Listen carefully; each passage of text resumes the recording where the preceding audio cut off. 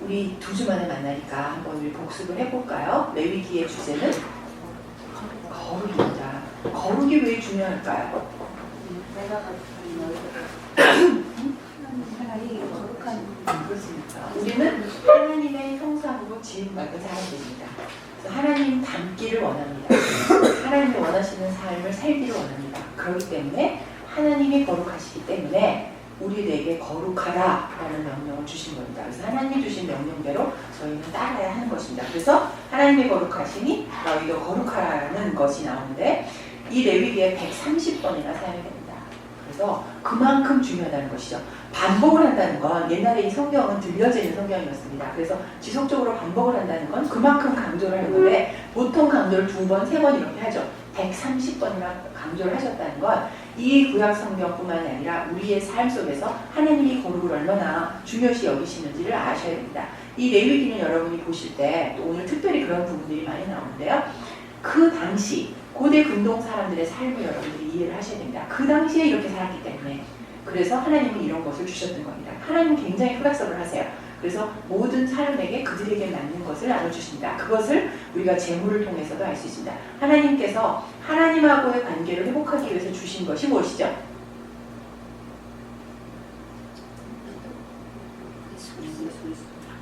이 레위기에서 하나님의 관계를 드렸습니다. 제사예요. 하나님의 관계를 회복하기 위해서 허락하신 것이 제사입니다. 이 제사는 너희들에게 뭘 하라는 요구가 아니라 그 관계를 회복해서 죄성을 회복해서 하나님의 관계 회복을 목적으로 두는 것이 제사예요. 제사는 왜 드리냐? 뭐 이렇게 까다롭냐? 뭐 이렇게 하라는 게 많고 하지 말라는 게 많냐? 그게 아닙니다. 하나님의 관계를 회복하기 위해서입니다. 그들의 삶이 430년 동안 애굽에 붙잡혀 있던 삶입니다. 그래서 그것을 회복하기 위해서 그래서 하나님과의 관계를 다시 만들어주기 위해서 잃어버렸던 하나님의 백성의 그 순수성을 지켜나가기 위해서 주신 것이 제사입니다. 그래서 그 제사를 지키는 걸 통해서 하나님의 자녀의 그 축복을 회복하시는 것이 바로 제사인 것입니다.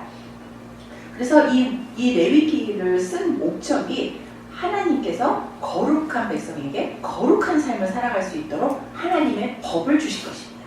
이 귀한 법이죠. 굉장히 특별한 것입니다. 그래서 이게 귀찮은 법이 아니고 우리를 속박하는 법이 아니고 우리를 자유케 하고 하나님의 관계 회복을 하고 하나님이 원하시는 축복을 받을 수 있는 자리로 바꿔주시는 것이 바로 제사인 것입니다. 그래서 이 제사는 관계 회복을 위해서 주시는 것인 것입니다. 자, 우리 크게 일과에서 제사를 2가지로 나누었습니다. 무엇이었죠? 자원제와 의무제입니다. 자원제와 의무제예요. 그래서 이 모든 이 제사는 죄의 용서를 위해서 주시는 것입니다. 구속이 아니라 속박하라는 것이 아니라 죄를 용서해서 이 하나님은 자유에 의해서 드려지는 모든 제사는 어떻게 받으셨다고요? 향기로운 제사였습니다. 공부를 이렇게 열심히 하신 분은 대답을 잘하세요. 이따 보고 계시지 말고 대답을 해주세요. 향기로운 제사로 하나님께서 이것을 다 받으셨습니다. 여러분들이 그 당시의 제사를 그럼 지금 내가 어떻게 이 내 육신을 들여서 내 가진 것을 들여서 내 시간을 들여서 내 마음과 정성을 들여서 어떻게 하나님께 향기로운 제사를 나갈 수 있는지 여러분이 한번 생각하시는 그런 시간이 되셨을 거라고 생각합니다. 이과에서는 우리가 자원제를 드렸습니다. 자원제는 몇 가지가 있다고요? 3가지. 자, 3가지는 뭐가 있었죠? 번제, 소제, 화목제. 그 중에서 피가 요구되지 않는 것은 뭐였죠? 소제였습니다. 소제는 왜 피가 드려지지 않죠? 곡식이었기 때문입니다. 그래서 이 번제, 소제, 화목제 이렇게 3가지를 드렸습니다. 나누어 먹는 제사는 뭐였죠? 화목제입니다. 오늘 화목제에 대한 것도 조금 나누겠습니다. 그 다음에 의무제가 있습니다. 상과에서 우리가 의무제를 했습니다. 이 의무제는 부지 중에 지은 죄, 인간의 연약함, 그래서 이런 것은 회개로부터 시작이 되는 것입니다. 꼭 드려야 되는 것입니다. 죄 회개가 드려져야 되는데 죄에 대한 것을 깨닫고 하나님 앞에 나아가기 위해서 가장 먼저 드려야 될 것이 회개입니다. 그래서 여러분들이 기도를 하실 때 항상 회개의 기도를 먼저 드리는 것이 굉장히 중요합니다. 감사의 기도도 드리고요. 깨끗하게 정결하게 내 마음을 회개를 함으로써 클렌징 아웃돼서 하나님 앞에 나가는 것들, 이런 것들이 의무제사의 가장 첫 번째죠. 그래서 이 의무제사를 드리기 위해서는 제사장이 먼저 제사를 지내게 됩니다. 왜 그럴까요? 그렇습니다. 제사장이 정결하지 않으면 하나님 앞에 그 죄인들의 죄를 가지고 나갈 수 없습니다. 왜 그럴까요? 죄 문제를 다루는데 죄를 가지고 하나님 앞에 나가면 어떻게 되죠? 하나님께서는 무엇으로 그 죄값을 치르게 하시나요? 그렇습니다. 목숨입니다.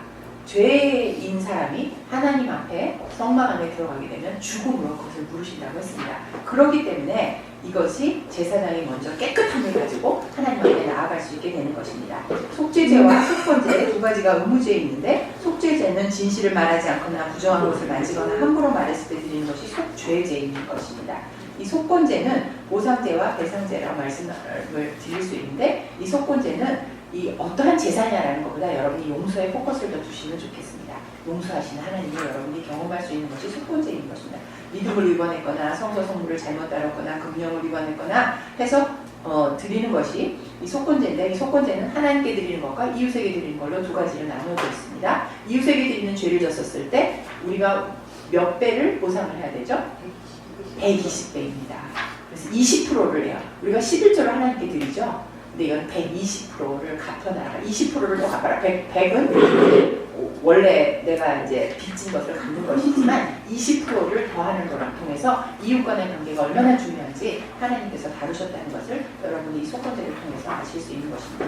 사과, 지난주에 했는데요. 제사장에 대한 것입니다. 오늘 예습하신 분들은 아시겠지만 이 제사장의 것이 성경에서 보면 이 순서가 굉장히 중요해요. 특별히 여기서 어떤 구조로 이것을 어디다 넣느냐, 이것이 굉장히 중요해서 여러분들이 쭉 이걸 보시면서 그런 것도 보실 수 있는 눈을 키우시는 게 성경을 읽고 흐름을 캐치하시는 데 굉장히 도움이 될 거라고 생각을 하는데요. 제사장, 어떤 제사장? 우리를 어떤 제사장이라고 하나님 말씀하셨죠? 왕 같은 제사장이라고 했습니다. 그만큼 그 제사장권이 대단한 것이라고 생각을 합니다. 그래서 하나님은 어떤 사람을 제사장으로 쓰셨나요? 제사장의 조건이 있었어요. 어떤 사람이 제사장이 됐을까요? 우리가 생각하는 제사장의 조건은 제사장, 대단하잖아요. 그런데 하나님은 제사장을 선택하는 기준이 사실은 없었어요. 연약하고 부족하고 실수가 많고 무지하고 이런 사람들을 들어서 사역자로 쓰신다는 것입니다. 이것이 정말 여러분들이 눈물이 나고 감동이 되는 그러한 감사의 조건이 되셔야 됩니다. 하나님이 여러분들을 사역자로 쓰시기를 원하십니다. 왕같은 제사장으로 하나님이 원하시는 그 일에 주도적으로 여러분들이 제사장의 역할을 감당하시기를 원하십니다. 그래서 우리 교회에서 때로는 이 직분자들이 그것을 가지고, 여러분들 안 그러시지만 가끔 그 권리를 남용하거나 사람들을 판단하거나 정죄하는 데서 쓰는 경우가 가끔 있습니다. 여러분들이 잊지 말아야 될 것은 하나님은 우리를 연약한 자를 들어서 쓰신다는 것. 그런데 여러분이 기억하시면 좋겠습니다. 여러분들 사역하시면서 많이 느끼시겠지만 정말 믿음의 그 자리로 나아갈수록 하나님이 정말 부족한 자를 쓰신다. 이렇게 나를 사용해 주신다는 게 너무 감사한 일이라 라는 고백이 늘 나오셔야 됩니다. 되게 쉽지 않죠. 늘 매일매일 여러분들 하시는 그 큐티 말씀 묵상을 통하여서 하나님의 관계를 잘 다져가는 것이 굉장히 중요하다고 생각을 합니다. 여러분에게 어떠한 사명이 주어질 때 이것은 하나님의 부르심을 아셔야 돼요. 그래서 목사님 여러분이 뭘 부탁을 해요. 전 그거 못해요. 그게 우리 대한민국 이 주부들의 특권 아닙니까? 그거 못해요. 뭘 못했으면 겸손을 가장한 교만 아닙니까? 그게? 그렇다고 생각 안 하세요? 여러분? 부탁할 때 난 못해요. 그거 뭐죠? 나 그딴 거 안 해. 그거죠, 속에 솔직히. 아니에요? 아닌가요? 그런데 무조건 아멘 하고 받으시기 바랍니다. 이 안에서도 여러분에게 누군가 무엇을 부탁을 하면 아멘 하고 받으십시오. 그 일하는 과정, 결과가 다 중요하지만 하나님께서는 처음에 그 순종을 하나님께서 더 순종이 제사보다 낫다고 했습니다. 그래서 하나님은 그 결과물보다는 그 과정, 순종하는 과정, 또 동역하는 과정, 예수 그리스도를 머리로 우리를 지체로 했다는 걸 우리 배웠습니다. 그래서 우리 지체가 연합돼서 동거함이 아름다운 것이라는 하나님의 공동체로서의 하나를 드리기 위해서 여러분은 하나님께서 무엇인가 부르셨을 때 아멘을 화답하는 것이 굉장히 중요합니다. 우리 이 제사장의 것을 배울 때 지난번에 했었던 것이 세족식이었어요. 이 세족은 무엇을 얘기하는 것일까요? 섬김입니다. 예수님이 우리에게 섬기러 오신 분이시죠. 무릎을 꿇고 우리에게 섬기셨어요. 그래서 이 제사장의 것을 배울 때 여러분들은 이렇게 무릎을 꿇고 예수님의 모습으로 내가 섬겨야 되는 거구나. 왕 같은 제사장이잖아요. 우리는 왕 같은 제사장이에요. 예수님은 왕이셨어요. 근데 그분이 우리에게 무릎을 꿇으셨습니다. 여러분은 어떤 모습으로 지체들을 섬길 것인지 여러분들이 배울 수 있는 그런 시간이 됐으면 좋겠습니다. 제사장이 드려야 되는 제사가 있었어요. 남들하고 조금 달랐습니다. 특별한 이런 직임을 받은 사람에게는 하나님께서 조금 더 특별한 것을 요구를 하시는데 그것은 하나님 앞에 더 나아가는 정결됨을 요구하셨습니다. 그래서 속죄제와 자원제를 드립니다. 며칠 동안? 7일 동안입니다. 이 7이라는 건 완전 숫자죠. 그래서 제사장이 무엇을 해야 되는 것을 모세를 통해서 하나님이 가르쳐주시고 그래서 그것을 이 제사장들이 배우게 되는 것입니다. 레위 지파들이 또 그들에게 배우는 것입니다. 그래서 이들이 각 부족으로 나아가서 그들이 하나님에게 배운 것들을 어떻게 하면은 그들이 하나님의 백성으로 살아나갈지를 가르치게 되는 것입니다. 그래서 여러분들은 이 배운 것을 가지고 좋았다, 참 좋았어, 이런 걸 깨달았다 그러시면 되시겠습니까? 한 분만 아니라고 말씀을 하시는 것 같아요. 나머지 분들 대답을 한번 해주시죠. 여기 지금 녹음으로 증거로 남기는데요. 아니요. 우리 송민영 기사님 한 분만 시간 아니시죠? 자, 여러분 다 같이 대답을 듣기 원합니다. 이거는 저한테 해주시는 대답이 아니고요. 하나님께 드리는 여러분의 헌신의 약속이라고 생각을 해요. 그래서 하나님께서 이렇게 주시는 제사장에게 너네 그냥 가라 이러지 않으셨어요. 하나님은 이 제사장들 손에 무엇인가 빌려주셨어요. 그게 뭐냐면 하나님이 주시는 축복권들이었습니다. 그것이 무엇일까요? 제일 먼저 하나님 앞에 예배를 드릴 수 있는 예배권이었습니다. 그 다음에 하나님의 백성을 축복할 수 있는 축복권을 주셨습니다. 또 한 가지는 판결입니다. 그 당시에 제사장이 옳다 그르다를 판결해 줄 수 있는 판결문이 있었습니다. 그 다음에 양육할 수 있는 권리를 주셨습니다. 보통 이 3개라고도 말하고 4개라고도 말하는데 그 백성들을 가르치는 양육권을 주었습니다. 그래서 왕같은 제사장이 여러분에게는 이 4가지 권이 있습니다. 제가 지지난주에 여러분에게 부탁을 드렸어요. 가족을 축복하고 주위 사람을 축복하라. 이 나라와 이 땅과 그 하나님을 알지 못하는 백성을 축복하는 축복권을 드렸습니다. 자, 여러분 내가 이런 권한이 있다고 알게 되셨습니다. 쓰지 않으시면 어떻게 됩니까? 이제는 직무유기예요. 그전에 몰랐다고 말하실 수가 있었어요. 지금은 직무입니다. 하나님이 여러분을 왕같은 세상을 부르셨습니다. 그 이런 능력을 주셨습니다. 사용하셨는가요?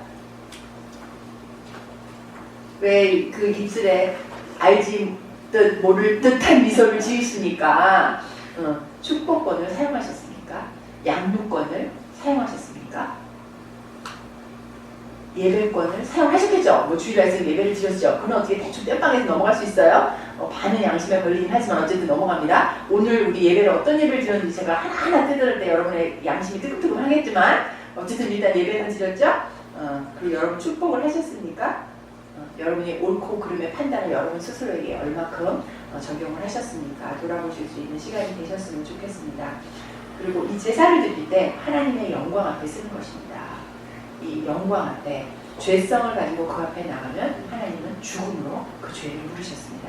여러분 그 영광 가운데 나가는 이 거룩한 이 삶을 여러분이 얼마나 들으셨는지 여러분 스스로 점수를 매겨주셨으면 좋겠습니다. 그래서 이 사실은 이 제사장은 많은 일을 하겠지만 많은 일을 했지만 가장 우선되어야 될 것은 무엇이었을까요? 제사장이 가장 우선되어야 될 것은 그 무엇보다도 우선되어야 될 것. 답을 말하면 그거 쉬운 건데 히트 거룩? 네, 좀 비슷해요. 틀린 답이 아니에요. 이게 네. 하나님의 관계입니다. 가장 중요한 건 하나님의 관계예요. 여러분에게 가장 중요한 것이 무엇입니까? 하나님과의 관계입니다. 여러분 하나님의 관계를 어떻게 맺고 가십니까? 이따가 점심 식사할 때 사역보다 더 중요한 것이 하나님의 관계입니다. 그런데 사역을 유기해도 되느냐? 그것은 아닙니다. 하나님의 관계가 중요하고 하나님과 좋은 관계 속에서 하나님이 주셨던 이 4가지 예배권과 축복권과 재판권과 양육권을 여러분은 잘 사용을 하셔야 되는 것입니다. 여기까지가 우리 1가부터 4가까지예요. 돌아보니까 우리 참 많은 거를 했어요. 어렵지 않았어요. 쉬웠어요. 그죠? 네, 이렇게 말하면 쉬운데 여러분 이것이 머릿속에서 얼만큼 정리가 되고 얼만큼 삶으로 들여지는지 굉장히 많이 이렇게 바뀌셨다고 저는 믿음을 가지고 이제 반을 나아갑니다. 이때까지는 사실은 쉬웠습니다. 오늘부터 우리 홍모사님이 잘 예습을 시켜주셔서 이렇게 잘 아신다고 또 얘기를 들었는데요. 오늘부터 사실은 여러분이 많이 아프고 힘드셔야 합니다. 그리고 이게 성경을 찾아보면서 막 눈물에 흘리는 일들이 여러분에게 있으셔야 하는 것입니다. 그것이 하나님과 만나고 자기를 돌아보는 것이고 자기의 죄성을 씻어나가는 것이고 하나님의 제사장으로 다시 서는 것입니다. 제가 어저께 이것을 새벽 1시까지 하게 됐는데 좀 늦게 시작을 했어요. 여러분께 좀 죄송하지만 저도 여러분에게 무엇이 가장 중요한 건지 보고 나누어 드리려고 합니다.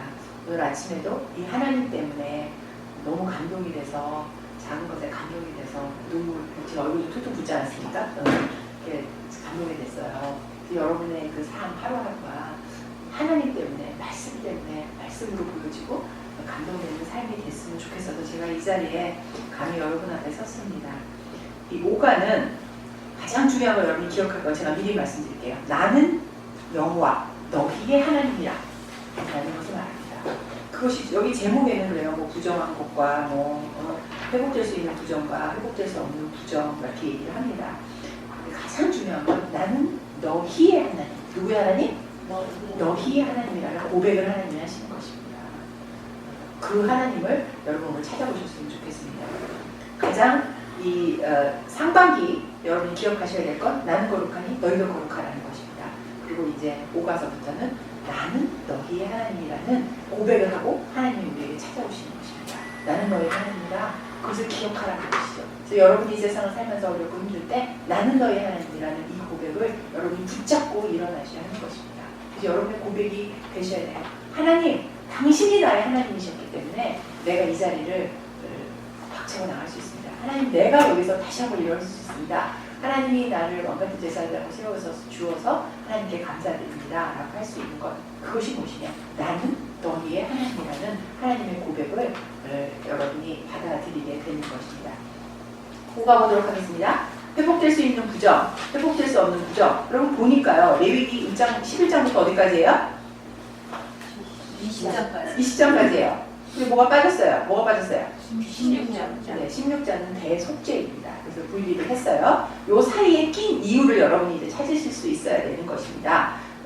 회복될 수 있는 부정, 회복될 수 없는 부정으로 나누어서 무엇이 회복되어지는 것인가? 왜 하나님이 법을 주셨다고요?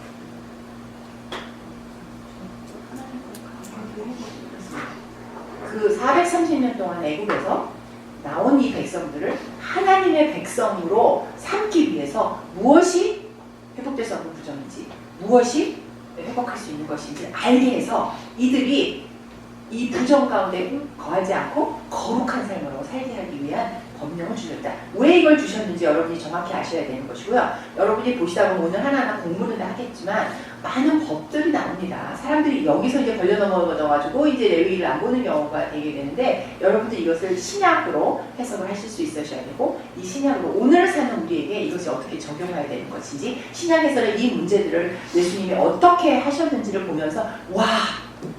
구약 때는 이런 거였어? 근데 신약 때는 이거를 무너뜨리셨다는 거야? 라고 알면서 우리가 지금 누리고 있는 것이 얼마나 대단한 것인지를 여러분이 아셔야 됩니다. 하나님 여러분의 면책권을 주셨습니다. 그런데 그것이 내가 가진 것이 얼마나 대단한 것인지 알지 못한다는 것이죠. 그래서 이것을 깨닫게 되면 정말 내가 그 예수 그리스도를 보내셔 내가 구원받은 이것이 얼마나 감동되고 얼마나 가슴 떨리는 일이고 얼마나 축복받은 일인지 그렇지 않았다면 내가 어떤 존재로 남을 수밖에 없는지 내가 감당해야 될 죄가 어떤 것인지 내가 정말 맨날 소 잡고 낭 잡고 닭 잡고 막 이래야 되는 그 닭이 아니라 새지만 이래야 되는지 그것을 여러분이 철저하게 경험을 하셔야 되는 것입니다. 그것이 오늘 예습하셨던 분들이 느끼셔야 되는 것입니다. 이것을 지식으로 가지려고 하지 마십시오. 지식은 우리를 교만하게 할 뿐입니다. 감동으로 오셔야 됩니다. 하나님의 고백으로 받으셔야 됩니다. 그리고 나의 헌신으로 응답하시는 그러한 시간이 되셨으면 좋겠습니다.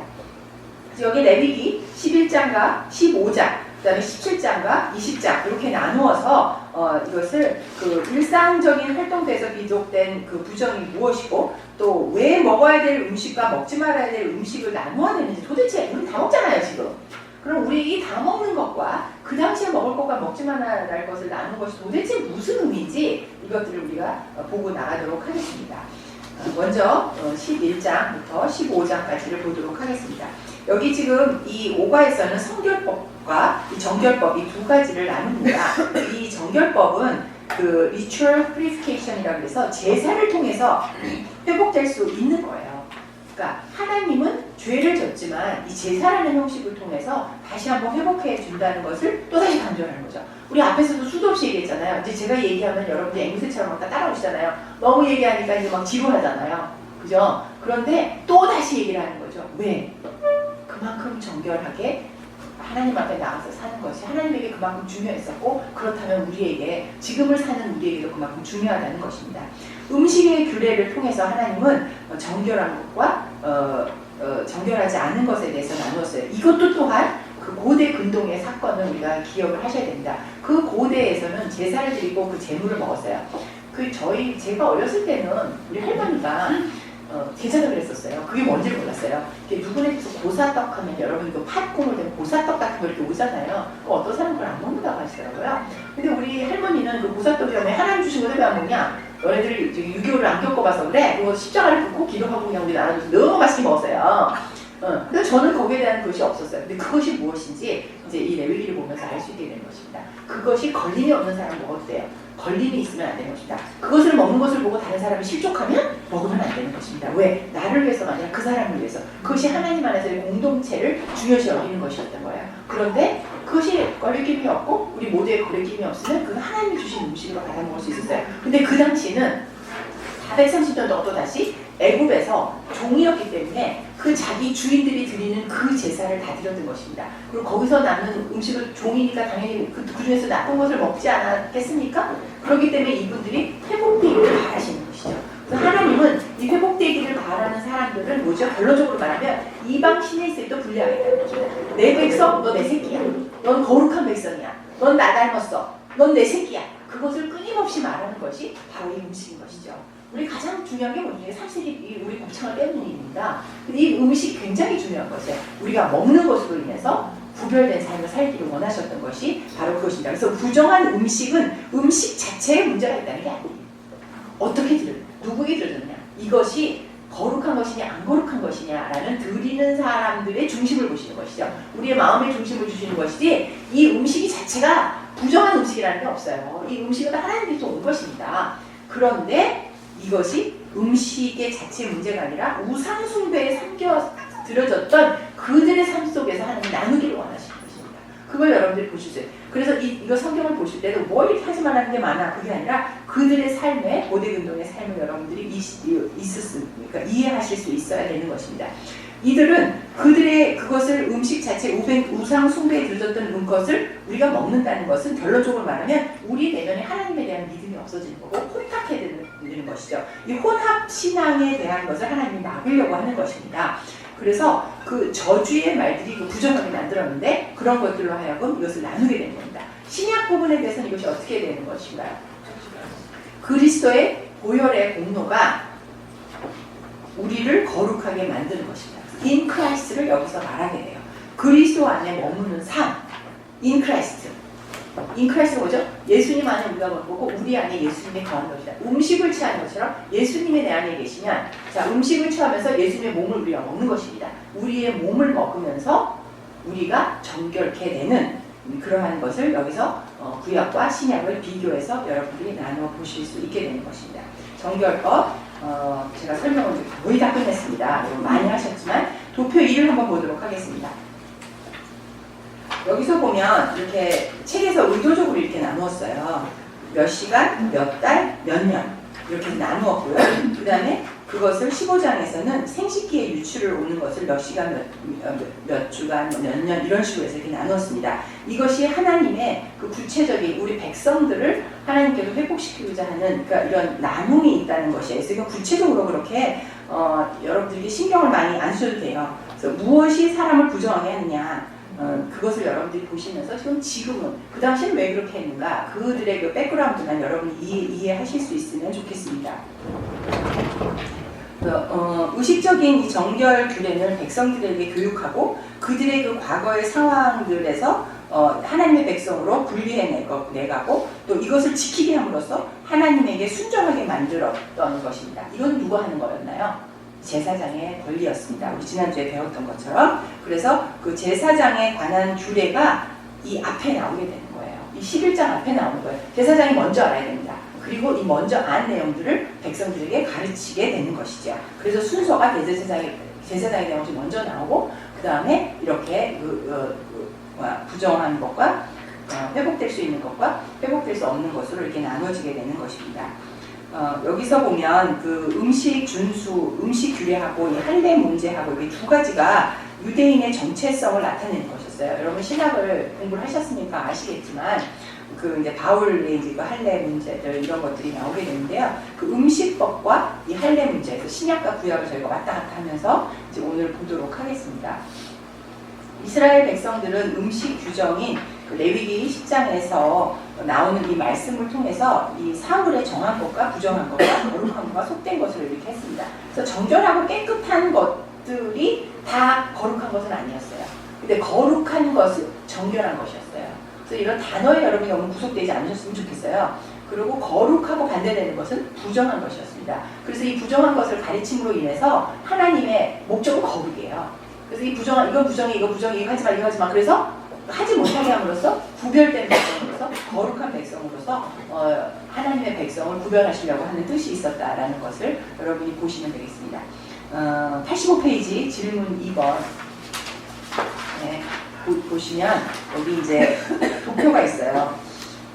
먹어야 될 것과 먹지 말아야 될 물건들을 하면서 여기 이렇게 나와서 정한 음식이 어떤 것이 있는지를 이렇게 나누었습니다. 지금 우리가 다 먹어요. 여러분이 한번 이렇게 어떤 것을 먹으라고 했는지 어떤 것을 먹지 말라고 했는지 이렇게 보게 됩니다. 그래서 어떤 규정까지 어떤 규정을 지키지 못하면 저녁까지 부정하게 했습니다. 그래서 그날 하루 구별돼서 또 그 다음 날 새날에는 또 새롭게 새 사람으로 이렇게 살 수 있도록 해주셨던 것이죠. 그래서 부정한 것이 무엇이고 부정하지 않는 것이 무엇이냐. 그래서 부정한 것을 가르쳐줌으로써 공동체 예배 가운데 들어갈 수 없도록 하는 것입니다. 예배, 하나님이 있는 곳에 거룩하지 않은 사람이니까 하나님 안에 들어갈 수 없어요. 거룩하지 않은 사람이 갈 수 없는 것도 예배의 공간인 것입니다. 그래서 그 예배의 중요성도 또 다시 하나님은 강조를 하시는 것이죠. 왜? 거룩하지 않은 사람이 그 예배의 공간 안에 들어가면 죽음으로 하나님이 물으실 것입니다. 그만큼 거룩을 철저하게 나누는 것입니다. 그래서 하나님은 이 무엇을 먹어라 무엇을 먹지 말아라는 이런 것을 가리킴으로 인해서 또다시 계속해서 하나님의 백성을 거룩한 백성으로 만들고자 하는 것이 하나님의 의도함이었다는 것을 아시면 되겠습니다. 그래서 여기서 질문 4번 답이 되었죠. 음식 규례를 주신 목적이 무엇이냐? 우리를 거룩하게 하기 위한 것이었습니다. 그래서 정결법과 제시된 정과 부정의 기준을 제시하려고 했지만 성경은 이 특별하게 어떤 것이 정하고 어떤 것이 부정하려고 해서 굳이 이렇게 특별히 막 이렇게 강하게 얘기하지 않았어요. 그래서 여러분들은 그것을 이렇게 특별히 신경 쓰셔야 되지 않고요. 중요한 부분은 거룩의 부분을 여러분이 생각을 하시면 되겠습니다. 여기 책에 써있죠. 그럼에도 불구하고 성경 본문은 정결법에 대한 주된 이유가 하나님께서 이스라엘을 그들의 이웃 민족으로부터 그의 백성을 분리시키기 위해서 주어졌다라고 성경에 쓰여있는 것입니다. 그래서 하나님께서 이 백성을 거룩하게 분리시키기 위한 것이었다라는 것만 여러분이 아시면 되겠습니다. 여기 질문 6번에 보면요. 이사야서 65장이에요. 미스프린트가 되네요. 고쳐주시면 좋겠어요. 승훈 전도사님 가서 고치세요. 65장. 이사야서 65장. 예습하셨던 분은 여기 이런 걸 찾으셔야 돼요. 여러분이 예습하실 때 이거 성경을 찾으셨어야 돼요. 그죠? 안 찾으시면 안 됩니다.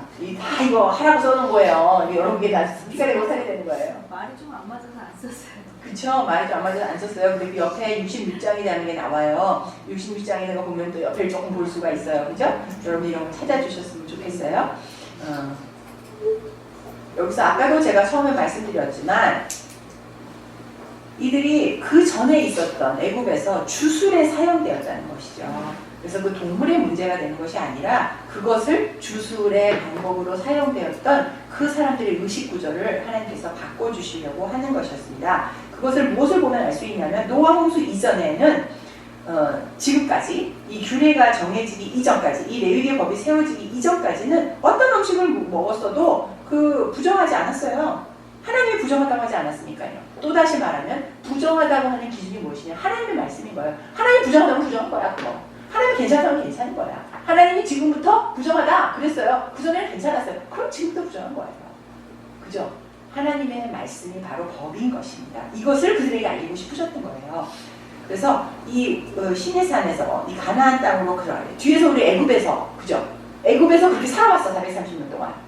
그리고 자기 부모에게 제대로 전수된 것이 없이 희박해졌어. 근데 이들이 들어갈 땅은 어느 땅입니까?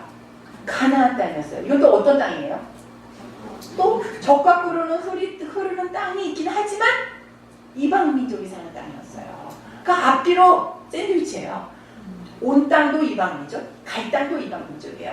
그들과 구별하는 방법인 것이다. 들어가기 전에 준비시키는 거예요. 나온 것에서 정결시키고 들어갈 것에 대해서 하나님은 구별을 시키시는 것입니다. 아시겠죠? 그래서 이들에게 철저히 하나님의 백성으로 훈련되는 그 기간이었던 것입니다. 그래서 부정한 음식은 바로 이방인이라고 사도행전에서도 나오죠. 그래서 이게 베드로가 이게 이방인들하고 음식 먹다가 놀래가지고 여기 또 바울에게 혼나고 막 그런 사건들 여러분 기억하시죠? 이 신약은 이 의식적인 정결법을 폐지시켰습니다. 예수님을 통하여서 그것이 폐지가 되었습니다. 자, 질문 7번 한번 보시죠. 마가복음 7장 15절에서 23장을 읽고 특히 15절을 중심으로 사람들을 진정으로 더럽게 하는 것이 무엇인지 보자 그랬습니다. 한번 찾아볼까요? 중요한 부분이 돼서 이게 나눔이 굉장히 중요합니다. 마가복음 우리에게 필요한 것이 지금 이 신약에 대한 부분이니까요.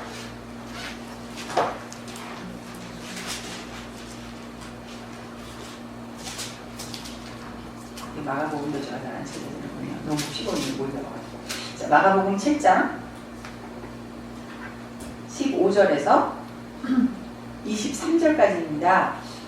우리 집사님부터 한 절씩 읽어볼까요? 시작. 무엇이든지 밖에서 사람에게로 들어가는 것은 사람을 더럽게 하지 못하다. 자, 사람에게로부터 들어가는 건 입으로 먹는 것이에요. 먹는 것을 그 사람을 더럽게 하지 못한다는 얘기입니다. 옆에 분 16절 읽어주세요. 사람 안에서 나오는 것이 사람을 더럽게 하는 것입니다. 네, 17절. 우리를 떠나 집으로 들어가시니 제자들이 그 비유를 들으시고 묻자온대 예수께서 이르시되 너희도 이렇게 깨달음이 없느냐 무엇이든지 밖에서 들어가는 것이 능히 사람을 더럽게 하지 못함을 알지 못하느냐. 이는 마음껏 들어가지 아니하고 배로 들어가 뒤로 나갑니다. 이러므로 모든 음식물이 깨끗하다 하시니라. 또 이르시되 사람에게서 나오는 것이 사람을 더럽게 하느니라. 속에서 그 사람의 마음에서 나오는 것은 악한 생각으로 음란과 도둑질과 살인과 간음과 탐욕과 악독과 속임과 음탕과 질투와 비방과 교만과 음행함 이 모든 악한 것이 다 속에서 나와서 사람을 더럽게 하느니라. 처음에 볼 때는 아예 먹는 거는 깨끗하고 우리 화장실 가서 볼일 보는 게 더럽다 이렇게 착각할 수 있는데 그게 아니라 이 먹는 음식이 부정한 것이 아니라 너희 속에서 어떤 것이 하나님은 우리의 중심을 보신다고 했습니다. 이 속에서 나오는 것이 더럽다고 했어요. 간음, 탐욕, 악독, 속임수, 음탕, 눈을 드는 것, 회방, 교만, 방패 이런 거라고 했어요. 여러분 보시면서 나는 저런 건 없어 라고 여러분 자신 있게 말씀하실 수 있으시나요? 하나님이 말씀하신 게 이겁니다. 이거 하지 말아라. 이거 더럽다. 내가 너희를 구별하겠다라는 것이 여기서 말하는 것입니다. 여러분들 이것도 한번 여러분들끼리 함께 나눠가 주셨으면 좋겠습니다. 이 사람 안에서 나온 것이 그 사람의 내면적인 성품을 얘기하는 거예요. 그 사람이 어떤 것인가? 그 사람에게 향기로운 냄새가 나는 것인지 입에서 말하는 것마다 썩은 불온내 나는 것만 있는 건지 그 사람의 말하는 입술에서는 남을 아까 주셨던 왕같은 제사장에서 주시는 그런 축복권이 나가는 것인지 아니면 남을 비방하고 저주하고 남의 것을 이렇게 책망하는 그러한 것만 나가는 것인지 여러분이 한번 돌아보셔야 되는 아주 엄한 이야기인 것입니다. 음식으로 명명되는 외부적인 요소가 우리를 부정하는 대로 만든 것이 아니라 내면의 믿음 없음인 것이죠. 우리 입에서 나오는 저주의 말이 우리를 부정하게 만든다는 것입니다. 그것이 우리가 오늘 돌아봐야 되는 것이죠. 여기서 그 수로보니게 족속의 여인에 대한 이야기가 나오는데요. 수로보니게 족속은 헬라인이에요. 이방인인 것이죠. 그래서 이 이방인 여인이 그 귀신 들린 딸을 두고 예수님에게 나가요. 고쳐달라. 내 딸이 귀신 들렸다. 예수님 뭐라고 얘기하시죠? 네. 네 믿음대로 될 거라 그랬는데 처음부터 그러셨나요? 그 믿음이 무엇이었죠? 하나님, 예수님의 명만 닿으면 그 귀신 들린 게 나갈 거라는 믿음이 있어요. 예수님이 내 딸의 병을 고치실 수 있다라는 믿음이 이 여인에게 있었던 것입니다. 그래서 그 믿음을 보시고 너희 믿음대로 될지어다 라고 얘기했습니다. 여러분 안에는 어떤 믿음이 있으십니까? 고개만 끄덕하지 마시고 대답을 해주세요. 여러분에게는 어떤 믿음이 있으십니까? 이 엄마에게는, 여러분 다 엄마신데 엄마에게는 그 자식에 대한 간절함이 있는 것이죠. 여러분 하나님께 무엇을 구할 때 어떤 간절함이 있으십니까? 여러분이 기도하는 그들에게, 여러분이 축복하는 그 하나님을 알지 못하는 백성에게 여러분은 어떤 마음으로 하나님께 나아가서 기도를 하십니까? 하고 계시니까 안 하고 계십니까? 여러분 하나님께 무엇을 구하십니까? 하나님이 원하시는 걸 구하십니까? 여러분의 필요를 놓고 구하십니까? 여러분의 일용할 양식을 놓고 구하십니까? 하나님의 나라와 의를 위해서 구하십니까? 둘 다. 적어도 둘 다 좋습니다. 우리의 일용할 양식도 좋습니다.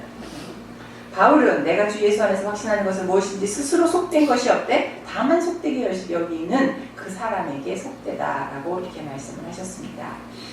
참된 경고는 무엇 가운데 있다고 말하느냐? 예배소서 1장 4절에 보고 디모데전서 3장 16절 예수 배우신 분? 그렇습니다. 참된 경고는 예수 그리스도 안에 있습니다. 그래서 in Christ인 것입니다.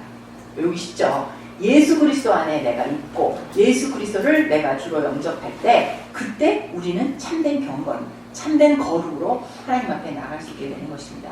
그리스도 안에 이것이 있는 것입니다. 구약의 모든 정결 예식은 예수 그리스도를 통해서 모든 것이 다 성취가 됩니다.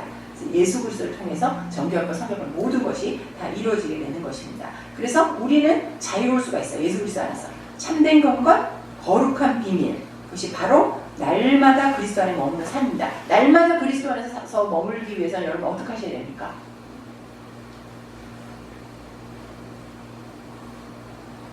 어떤 방법으로 여러분 날마다 그리스도께 나가세요? 자, 예쁜 집사님 한번 말씀해 주실래요? 이쪽에 제일 끝에. 죄송합니다. 제가 이름을 다 몰라서. 자, 성함이 어떻게 되시죠? 성함이요? 네. 이지윤. 네, 우리 이질자매님 말씀해 주세요.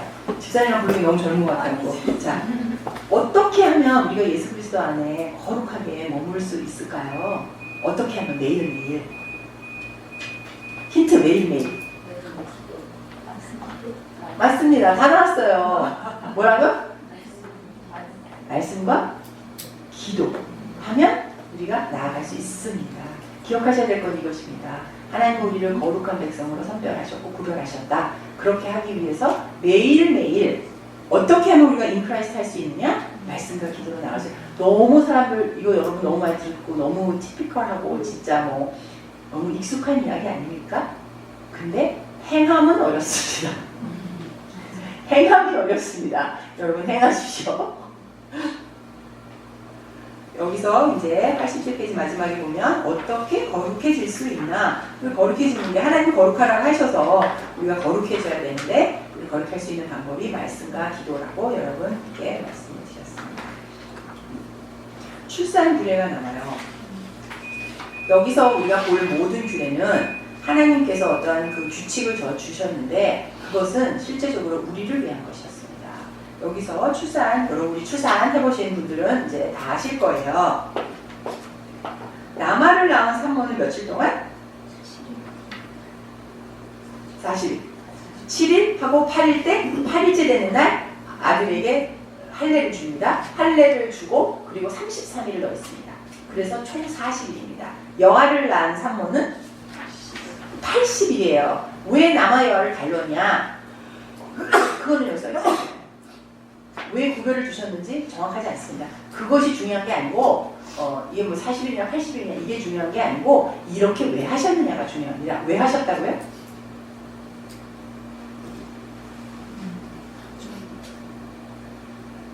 여러분 애를 낳으셔서 생각을 해보세요. 애를 낳았어. 맞습니다. 사무절이에요. 요새 우리 사무절이 며칠 해요? 30일씩 해요? 37일 해요? 땡! 37일, 20일. 그렇죠? 그 당시에는 40일, 80일 회복하고 줬다 이 말입니다. 그 당시는 왜 이렇게 줬냐? 그거는 정확한 이유가 없다고 제가 말씀을. 네, 40일, 80일 정확한 이유가 나와 있는 것은 묻지 마세요. 저도 모릅니다. 하나님의 마음이에요. 하나님이 그러라 그러면 아까 뭐라 그랬죠? 하나님 말씀하시면 그게 법입니다. 네. 그래서 모르려고 하는 것에 대해서 의구심을 가지 마시고요. 아예 우리가 배울 게 너무 많으니까요. 네. 이게 여기서 이제 우리가 조금 이제 성경적인 지식을 조금 더 배운다면 제가 감히 전도사님 앞에서 이런 거 가르치려니까 제가 지금 심장이 떨리고 있는데 땅의 내 방향. 그죠? 땅의 내 방향, 하나님의 이 정권을 얘기하는 겁니다. 땅의 내 방향을 상징하는 게 4의 배수라고 합니다. 그래서 이 40일, 80일이 4의 배수예요. 그래서 이 충만을 의미한다는 겁니다. 충분히 쉬어라. 40일, 충분히 쉬죠. 근데 왜 더 이렇게 얘기했냐면 그 당시는 이게 무슨 뭐 여아를 더 이렇게 높였 그게 아니었어요. 여러분들 아시죠? 남자 우선 여자는 카운트에 들어가지도 않아. 예수님 시대에는 우리는 카운트에 들어가지도 않아. 근데 이게 왜 그랬냐면 가장 중요한 건 여자들이 노동을 했다는 것입니다. 노동에서 열애를 시켜주는 거예요. 여러분 애 낳았다고 그래도 우리나라 옛날 시어머니들은 어땠어요? 혹독하게 애 낳은 날 자기 방에 분들방에 불 때웠다 이러지 않아요. 근데 여기는 법으로. 안 그러면 그렇게 하지 않는 가족의 벌을 받아요. 그래서 이 애 낳는 이 출산을 그렇게 하나님이 이 여자들에게 쉬게 해주셨다는 법입니다. 그래서 여러분이 여기서 하나님을 경험을 하셔야 돼요. 40일을 하라 그랬어. 80일을 하라 그랬어. 뭐 이렇게 까다로워. 뭐 제사를 드리라 그랬어. 여기에 포커스가 아니라 하나님이 왜 이것을 주셨나. 노동을 했던 그 여자가 이 해산의 산고에서 완전히 회복되기 위한 특별한 이런 시간을 주셨고 또 한 것은 이 격리를 시킴으로써 재차 임신될 것으로부터 막아줬다는 것이죠. 이 하나님이 얼마나 세밀하시는데 또 임신하지 말게 격리를 시켰던 거예요. 바로 임신되면 연년생 키워보신 분들 여기 계세요? 연년생 키우면 이제 힘든 거예요. 요새는 뭐 2쌍둥이, 3쌍둥이 막 텔레비에 나오던데 그만큼 힘드니까 나오는 거예요. 똑같으면 왜 나오겠어요? 그렇게 여자들을 이렇게 보호해 주셨다는 것입니다. 여기서 우리가 또 하나 봐야 될 것은 그럼 왜 출산이 부정한 건가요? 자녀를 낳은 것은 하나님이 아담 시대부터 너네는 생육하고 번성하는 하나님의 축복이었어요. 근데 왜? 하나는 피의 유출인 것입니다. 산모가 아이를 낳을 때 피가 나잖아요. 그래서 피의 유출이기 때문에 그렇게 하려고 했고요. 또 한 가지는 출생을 통해서 죄가 정화되는 거죠. 아담이 어떻게 해서 이 출생에 대한 거냐면 여기서 죄를 졌기 때문에 그 원죄를 정각하는 거죠. 이 또 하나의 탄생이라는 것은 축복이죠. 자녀는 축복이에요. 하나님의 반드시 축복으로 인해서 난 것은 맞습니다. 그러나 원죄를 타고나는 또 하나의 죄인이 탄생을 하게 되는 것입니다. 그래서 출생은 축복인 동시에 죄인을 출생한 것입니다. 그래서 부정한 여인인 것이죠. 그래서 이 부정한 여인은 격리가 되어야 되는 것입니다. 이 부정한 여인이 정결하게 되는 시간이 필요한 것입니다. 그리고 그 법을 통해서 하나님은 이 육체 노동을 하는 여인들을 보호하셨고 출산에서 보호하셨고 재차 임신다는 것에서 보호하기 위해서 이렇게 산모를 용의했다는 것입니다. 이 하나님의 얼마나 디테일한 이 우리에 대한 돌보심인지 여러분 이것을 통해서 아실 수 있게 되는 것입니다. 그래서 이 거룩하고 이 거룩이라는 것이 온전하고 완전한 것인데 피를 흘린 몸은 완전하지 않잖아요. 이 우리가 산모가 온몸이 이게 애를 낳으면 이게 모든 게 다 이렇게 이렇게 막 버거지잖아요. 이렇게 몸이 막 뭐 뼈도 막 다 물러나고 막 그런다잖아요. 그렇기 때문에 그 몸이 정상으로 돌아갈 수 있는 그 시간. 그러니까 그 몸이 애를 낳고 난 몸은 보이진 않아. 우리 인간들은 잘 몰라. 근데 하나님, 우리를 창조하신 하나님은 안 되는 거죠. 우리 몸이 정상이 아니라는 거. 작은 뼈, 이 모든 몸의 이 모든 것들이 온전하지 않다는 거죠. 그 온전하지 않기 때문에 부정하다는 거예요. 우리가 알고 있는 그 부정의 개념을 우리가 좀 바꿀 필요가 있는 거예요. 온전하지 않은 것은 부정한 것이에요. 거룩하지 않은 것이에요. 그리고 하나님께서 부정하다고 한 것은 부정한 것이에요. 그리고 그 부정이라는 것은 하나님이 또다시 계속해서 반복돼서 나오는 것은 하나님의 관계를 회복하기 위해서 하나님이 우리를 죽음에서 건지려고 하는 하나님의 또 다른 방법이라는 것입니다. 그래서 이 산모가 정결하게 드리기 위해서 드려졌던 것은 어린 양을 번제로 드리고 다시 하나님께 드렸는데 여기서 또다시 가난한 산모들은 비둘기로 드릴 수 있도록 해주셨다는 하나님의 이 특별한 배려함을 여러분들이 보실 수 있는 것입니다. 할례에 대한 것을 공부하도록 하겠습니다. 아까 산모가 아이를 낳으면 7일 동안 쉬어요. 어떻게 보면 이 7일이라는 것은 성경에 구체적으로 나와 있지는 않지만 그 당시에는 지금처럼 태어난 아이가 다 살지는 않았을 거잖아요. 죽었을 거잖아요. 그래서 이 8일째 되는 날, 일주일, 완전 숫자, 이 7일을 지나고 난 8일째 할례를 드리게 하셨던 거라고 생각을 합니다. 그래서 이 할례라는 것은 무엇을 의미하는 건가요? 할례. 구별된 백성이에요. 그래서 이 구별된, 뭐에서부터 구별을 하나요? 세상에서부터 하나님의 백성이라는 것을 구별하는 것입니다. 그래서 이 할례를 통해서 이 아이는 이 공동체의 일원이 되었다라는 선포시킨 것이죠. 이 아이는 이스라엘 백성, 내 사랑하는 백성, 거룩해야 할 백성, 내가 사랑하는 백성, 구별된 백성, 내가 가나안을 인도할 백성이다라는 것에 하나님에게 드리는 약속이자 하나님이 이 아이를 그렇게 인정하시는 그런 의례가 되는 것입니다. 근데 만약에 할례를 안 해, 그럼 그것이 누구의 책임입니까? 그 아이의 책임입니까? 아닙니다. 부모의 책임입니다. 그래서 부모의 책임이니까 하나님이 그것을 물으셨겠죠. 또 왜 그랬냐? 아까 그랬죠? 이 모든 법은 그 당시 고대 근동에는 어떻게 했느냐를 바라봐야 되는데 그 고대 근동에서 13세 때에 사춘기 때 이 할례를 행했다고 합니다. 그래서 다르게 너희와 다르게 하기 위한 또 하나의 하나님의 방법인 것이죠. 그래서 이 할례를 통해서 이 살을 베내는 거잖아요. 피를 보게 되는 거잖아요. 그래서 하나님께 이 아이를 드린다는 의미죠. 하나님께 이 아이 드립니다. 언약의 공동체 일원으로 하나님께서 확인해 주십시오. 그리고 이 유아 시절부터 이 하나님의 이 생명, 피는 생명을 의미하는 것이니까 이 아이가 하나님께 속했다라는 그런 고백이 되는 것입니다. 성경에서 최초의 할례는 그 아브라함과 맺은 그 언약, 그래서 왼쪽 표현으로 이렇게 나와 있다. 내가 너를 위해 큰 민족을 이루어 내가 너를 복을 주어 내 이름을 창대케 하리니 너는 복의 복이 될 것이다. 내가 너를 심히 번성케 하리니 내가 너에게 민족들이 나게 하며 왕들이 내게부터 나오게 내 언약을 나와 너 및 너 대대 후손에게 세워 영원한 언약을 삼고 너와 내 후손의 하나님이 되리라 라는 창세기에 이 약속이 있는 것입니다. 그래서 이 약속은 우리가 자랑할 것이 없어요. 하나님이 주시는 것이었어요. 은밀한 이 언약은 믿음의 표현인 것입니다. 깨어질 수 없는 그 믿음, 연합의 믿음, 이 8일 만에 예배를 통해서 드려지는 이 믿음, 그리고 이 피의 믿음, 그래서 믿음의 고백인 것이죠. 내가 이 아이를 하나님이 주신 자녀고 하나님의 축복으로 받으신 이 자녀를 하나님께 이 공동체 일원으로 내가 하나님께 이 아이를 하나님께 드립니다 라는 그런 것이 할례인 것입니다. 그래서 이것이 믿음의 고백이 것이 바로 할례인 것이죠. 그래서 할례 받지 않는 자라는 말은 언약에서 떨어진 자, 이방인이다. 그래서 할례를 받음으로 인해서 이방인과 하나님 백성을 구별하게 되는 것입니다. 그래서 이 언약 백성의 표징인 할례와 이 율법은 분리될 수 없는 관계가 되어 있습니다. 그런데 이제 바울은 할례의 유익을 믿음으로 의롭다 칭함을 받는다고 했어요.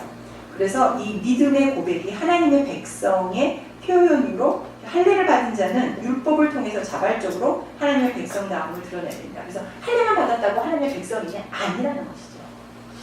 율법 지켜야 되는 것이죠. 하나님이 너에게 주신 것을 지켜야 하는 백성인 것이에요. 여러분이 교회에 왔다고 내가 세례를 받았다고 내가 하나님의 백성이냐? 아닌 것이죠. 여러분이 행함이 있는 그 믿음의 그 삶을, 믿음의 고백, 매일매일 하나님 앞에 드리는 그 예배를 통해서 하나님의 그 자녀됨을 고백하는 그 삶이 있어야지만 여러분이 하나님의 백성으로 된다는 것을 이 할례와 그 율법을 지켜야 되는 이스라엘 백성으로서 하나님 우리에게 요구되어지는 것을 보여줄 수 있다고 우리가 생각할 수 있어요. 신약에서는 이 할례를 어떻게 했냐? 그 육체의 이제 칼집을 내서 하나님께 이게 드려졌다라고 하면 이 신약에서는 골로새서에서 보면 그리스도의 할례라는 표현이 나와요. 그래서 이것이 바로 세례라는 것으로 대치가 되는 것입니다. 그래서 그리스도와 그 세례라는 것은 무엇이냐? 이제 그 당시에 이제 침례를 여러분의 그 세례요한의 세례를 한번 생각해 보시면 되겠는데요. 우리 요새는 이렇게 물을 이렇게 스프링클링 한다고 이렇게 하죠. 그 당시에는 이제 침례에서 물에 빠지는 거예요. 누가 물에다 집어넣는 거예요. 그건 뭐죠? 호흡의 보충입니다. 죽음을 의미하는 거예요. 옛사람은 죽고 새사람이 태어난다는 것이 바로 세례의식입니다. 많은 사람들이 그 세례의식 요새는 좀 가볍게 하는 것 같아서 좀 마음이 아픈데요. 이것은 무엇이냐? 이 세례를 받는 그 행위 자체가 믿음의 고백의 것이고 이 세례를 통하여서 이 지금은 우리가 할례를 받는 것으로 배치가 되는 것입니다. 그래서 믿음의 고백인 이 할례와 믿음의 고백인 세례가 동일하게 지금은 진행이 되고 있다는 것을 여러분 보시면 되겠습니다. 여기서 이제 피부병에 대한 이야기가 나오는데요. 이 피부병은 여기서 우리가 조금 잘못된 게 그 짜라트라는 것을 여러분이 이제 보게 되는데요. 여기 예스포시 하신 분은 알겠지만 짜라츠 비슷하잖아요, 그죠? 짜라츠라는 게 심각하고 역겨운 피부병이다라는 것이에요. 그래서 이 실질적으로는 이 한센병은 우리가 흔히 말하는 이 문둥병이라는 것은 이게 빨리 전염이 되지 않고 이렇게 몸에 오래 남아 있대요. 근데 여기서 말하는 이 짜라츠는 성경에서 보면 굉장히 빨리 전염성이 있다고 봐요. 그래서 이거는 악성 피부병이었다고 여러분 생각하시면 좋은데 이게 번역이 히브리어가 영어로 번역되는 그 과정에서 약간의 오류가 생겨서 이걸 문둥병이라고 번역이 돼서 그것을 영어식 표현을 우리가 한국말로 가져올 때 그대로 이렇게 지금 문둥병이라고 표현이 됐지만 실제로는 악성 피부병이라고 여러분이 생각을 하시면 되겠습니다. 그래서 여러분이 이 악성 피부, 이 문둥병이 어떻게 금방 나았냐 뭐 이런 것이 아니라 그 당시에는 이렇게 전염이 잘 되는 병이 걸리면 의사나 지금처럼 이런 거 시스템이 안 돼 있잖아요. 그래서 이것도 하나님의 공동체를 보호하려고 하는 하나의 방법이었다라는 정도만 여러분이 알고 계시면 좋을 것 같아요. 그래서 이 피부병을 이제 발진이 이제 먼저 봐요. 여기서 중요한 건 이제 어떻게 해서 이 피부병이 걸렸는지 안 걸렸는지 이 사람을 격리를 어떻게 했는지 안 했는지라는 것보다 하나님이 어떻게 이 사람을 다루셨는지를 여러분이 보시면 좋으실 것 같아요. 공동체의 건강 때문에 하나님이 이렇게 하셨는데 이렇게 하기 위해서 이 사람들을 격리를 시킨 것이죠. 공동체에서 분리하기 위해서. 근데 중요한 것은 제사장이 가서 이 사람들을 봤다는 것이에요. 제사장이 막 판사도 돼야 되고 의사도 돼야 되고 막 별거 다 있어요. 그죠? 그래서 이 사람들이 할 일이 많았다는 걸 여러분이 알 수가 있어요. 근데 이제 가서 보니까 피부 부위에 모발색이 변하고 피부층을 이렇게 확인을 하는 것입니다. 그리고 이제 털 많은 사람도 있으니까 이 털 색깔이 변하기도 하고 털 밑에 살갗이 어떻게 되는지 이런 것을 보게 되는 거예요. 근데 제사장이 가서 봤습니다. 왜 그랬을까요? 감히 제사장을. 왜 그랬을까요? 맞습니다. 공동체를 보호하기 위한 거라고 그랬어요. 근데 제사장이 와서 이 사람을 보는 게 낫지 이 병 걸린 사람이 온 동네를 헤집고 돌아다니는 제사장에 가서 제사장에게 보이는 것은 옳지 않은 것이죠. 그래서 제사장이 와서 먼저 일주일 동안을 격리를 시켜서 봐요. 상태를. 그래서 괜찮아. 그럼 또다시 괜찮은가를 봐서 진영 바깥으로 몰았다가 진영 안으로 데리고 들어와서 가족하고 또 격리를 시켜서 이렇게 또 일주일 동안 또 봅니다. 그래서 15일째 되는 날 아무 문제가 없으면 다시 공동체로 돌려보냈다는 아주 과학적이고 또 이렇게 의학적으로 이렇게 하나님께서 이 백성들을 보호하셨다는 것을 여러분이 보시면 되겠습니다. 여기서 성경에서 보면 악성 피부병에 걸린 사람들이 나와요. 이게 모세, 미리암, 나아만 장군, 게하시, 우시야 이런 사람들이 나오는데 왜 이 사람들이 어떤 이유에 의해서 이렇게 이런 악성 피부병에 걸렸는지를 알게 되는 것입니다. 첫 번째 모세는 무엇 때문에 이런 악성 피부병에 걸리게 되죠? 문둥병은? 네. 이 하나님이 이 손을 이렇게 넣어가지고 문둥병에 걸리는 걸 봐라. 믿음이 없는 것을 체크하시는 거죠. 하나님이 너와 함께하다는 걸 보여주는 거예요. 모세의 믿음 없음, 그 믿음에 대한 것을 하나님이 보여주고 믿음을 강건케 하기 위해서 그 손이 그 문둥병이 나았다가 없어졌다라는 말이 성경책에 있습니다. 미리암은요? 미리암이 모세의 그렇습니다. 모세 지도자에 대한 것을 비판, 하나님이 세운 그 목자에 대한 것을 비난을 했더니 이 미리암이 이 피부병에 악성 피부병에 걸리게 됩니다. 왜 그럴까요? 여러분이 하나님의 목자인 목사님이나 하나님이 세우신 교회의 지도자를 비방하면 이 악성 피부병에 걸리신다는 것입니다.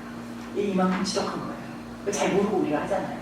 여러분 굉장히 여러분의 입을 조심하셔야 됩니다. 아까도 말했지만 우리가 먹는 것이 더러운 것이 아니라 우리 입에서 나가는 것이 더러운 것입니다. 그래서 여러분은 교회를 세우는 일에 여러분의 모든 것을 사용을 하셔야 되는 것입니다. 나아만 장군, 이 사람은 어떤 사람이었어요? 유대인이었나요? 아니었습니다. 이방인이었습니다. 그런데 이 사람이 문둥병에 걸렸어요. 그런데 어떤 과정을 통해서 나아만 장군이 회복이 되었죠? 그렇습니다. 하나님을 드러내고 또 용기 있게 하나님 앞에 나아간 그 모습을 여기서 이제 가르쳐주기 원하는 것입니다. 게하시는 탐욕 때문에, 우시아 왕은 교만 때문에 이러한 방법을 통해서 하나님은 경고를 하시고 이렇게 사람들, 세상에게 알리게 되는 것입니다. 악랄한 죄에 대한 하나님의 형벌, 또 하나님의 교제의 단절, 이런 것들을, 이런 병을 통해서 알리게 되는 것입니다. 그래서 그런 질병에 걸린 사람들이 특정한 죄로 말미암아 하나님에게 형벌을 받고 있다라는 것으로 의미하지는 않는다는 것이죠. 뭐 이런 경우도 있지만 늘 그런 건 아닙니다. 그냥 우연히 병 걸린 사람도 있어서 누가 여기 병 걸렸다 그러면 저 사람 하나님께 죄 받았어. 그렇게 말하면 안 된다는 거죠.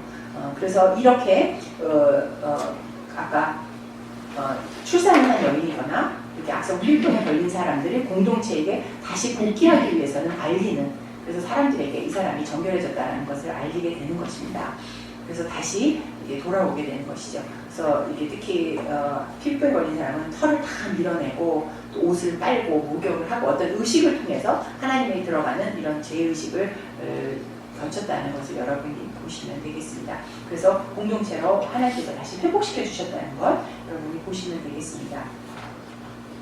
그러면 우리 신약에서 그리스도에게 접촉을 통해서 이게 나았던 우리 한 사람이 여기서 나오는데 누구죠?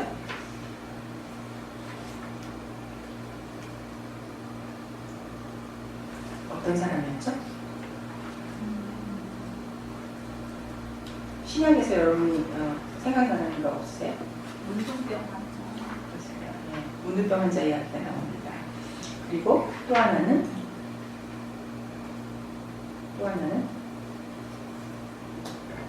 예수님을 통해서 치유된 사건들이 나오는데 기억나시는 거 없어요? 치유된 여인이, 혈류병 여인이 예수님을 만짐으로 인해서 회복되는 사건도 나오게 되는 것입니다. 여러분이 이렇게 구약을 보면서 신약을 이렇게 왔다 갔다 이렇게 하면 좋겠어요. 근데 중요한 것은 신약에서는 부정한 사람이, 그러니까 구약에서는 부정한 사람이 만지면 어떻게 돼요? 부정해져요. 근데 신약에서 부정한 사람이 거룩한 것에 만지면, 그 거룩이 뭐냐? 그 거룩한 분에게 그러니까 예수님이죠. 거룩한 예수님을 만지면 이 부정이 거룩해진다는 것이죠. 그게 신약과 구약의 차이점입니다. 그래서 그런데 모든 게 다 그런 게 아니고 허락된 접촉이에요. 거룩한 게 부정한 게 오면은 불타서 없어지고요, 죽게 돼요. 그래서 제사장이 거룩하지 못하면, 거룩하지 못한 제사장이 성막 안에 들어가면 죽음으로 그 죄를 묻게 됩니다. 그런데 그때도 거룩이 있었어요. 근데 신약에서는 그 허락된, 구약에서도 물론 있었습니다. 허락된 그 거룩하고의 터치 있으면 그것이 회복이 된다는 것입니다. 지금은 우리가 신약에서 하나님이 예수님을 통하여서 우리가 늘 every day, every time 여러분이 정결하게 될 수 있는 그 기회를 주셨다는 거예요. 그래서 지금 아까 처음에도 말씀드렸듯이 이렇게 구약에서 이런 것들이 얼마나 힘든가라는 것을 보면서 지금 우리가 얼마나 쉽게 정말 이렇게 정결하게 될 수 있고 하나님 앞에 나아갈 수 있는 게 얼마나 대단한 축복인지 여러분이 경험하실 수 있는 그런 시간이 됐으면 좋겠습니다. 신약시대에서 거룩과 속됨의 기준은 누구냐? 예수님이십니다. 예수님이 기준이에요. 거룩. 여기서 또 하나 이제 유출로 인한 남자의 부정에 대한 것을 여기 레위기 15장에서 다루게 되는데요. 레위기 15장에서 계속 그 부정에 대한 말이 계속 나오게 돼요. 정상적인 성관계를 가진 사람은 제2시에 참석하기 위해서 자기가 다시 옷을 빨고 몸을 씻고 저녁까지 부정하게 되는 것입니다. 여기서 이 부정하다는 것은 무엇이냐면 하나님 앞에 예배에 들어가지 못한다는 것입니다. 그래서 또다시 말씀드리지만 모든 것의 기준은 하나님에게 있다는 것입니다. 그래서 성막을 더럽히지 않게 하고, 성막이 거룩한 곳이기 때문에, 그래서 부정한 사람이 그곳에 들어가면 죽기 때문에 그 사람을 보호하고 또 하나님의 구별된 그 거룩을 또 이렇게 보존하고 하기 위해서 부정은 전염되기 때문에 하나님이 이러한 법을 주셨다는 것입니다. 그래서 이 유출이라는 것이 이제 정액에 대한 유출을 갖고 얘기를 하는 것인데요. 여기서 구약에서 볼 때 우리야 장군 이야기를 여기서 예를 들었습니다. 우리야 장군 그 당시에 지난번에도 말씀, 거룩한 전쟁에서 여러분들 나눴던 내용이네요. 여러분들하고 나누지 않은 것 같은데, 이 영적 전쟁이요. 그 당시 전쟁, 군사들이 하는 그 전쟁 자체가 하나님의 그 언약궤를 들고 다니면서 드렸던 거룩한 곳이에요. 그래서 이 전쟁하는 그 전쟁터에는 진영이 있잖아요. 그곳은 거룩한 하나님의 임재가 있는 곳이에요. 그래서 그 당시에 했던 모든 전쟁은 하나님의 전쟁이고 거룩한 전쟁이었습니다. 그래서 그 안에 있는 모든 사람들은 정결해야 됐어요.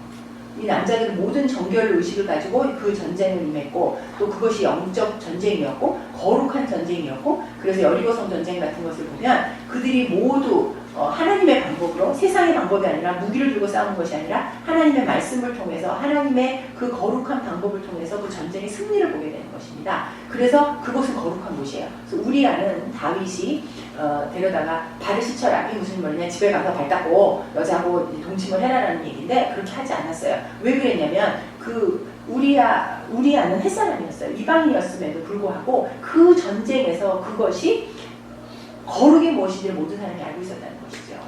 그래서 이 거룩한 곳에서, 아까도 말했지만 거룩하지 못한 사람은 그날 밤에 들어갈 수가 없어요. 그 전쟁에 임할 수 없어요. 거룩한 예배에 임할 수가 없어요. 그들이 본 그 전쟁이라는 것은 예배고 하나님의 인재가 거하는 곳이기 때문에, 그래서 우리아는 들어가지 않았던 것입니다. 뭐 전쟁터에서 그 군인들이 얼마나 정말 여자랑 그 아내가 그립고 아내와 합방을 하고 싶겠습니까? 그런데 이는 전쟁이잖아요. 급하잖아요. 이 장군이었기 때문에 그만큼 자기의 책임을 가지고 아내와 합방을 하지 않습니다. 2번씩이나 다윗이 말하지만 햇사람 우리아는 들어가지 않게 돼요. 그래서 결국은 사실 이 다윗이 우리아를 죽이게 되는 그런 진영까지 들어가게 되는 것인데요.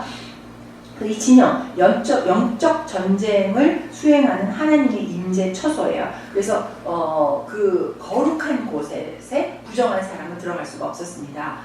그리고 이제 생리를 하는 여자 또 마찬가지였습니다. 그래서 7일이라고 그랬어요. 보통 생리가 7일 하면 다 끝나죠. 그래서 이 생리를 하는 여자는 7일 동안 요즘과 같은 그런 위생 상태가 잘 되어 있지 않기 때문에 이 또한 여자를 보호하기 위한 것이었고, 그 당시에는 여자는 자기 침상과 아마 그게 아마 처리 문제 때문에 그러겠는데 자기가 앉는 의자가 따로 정해져 있다고 합니다. 그래서 여러분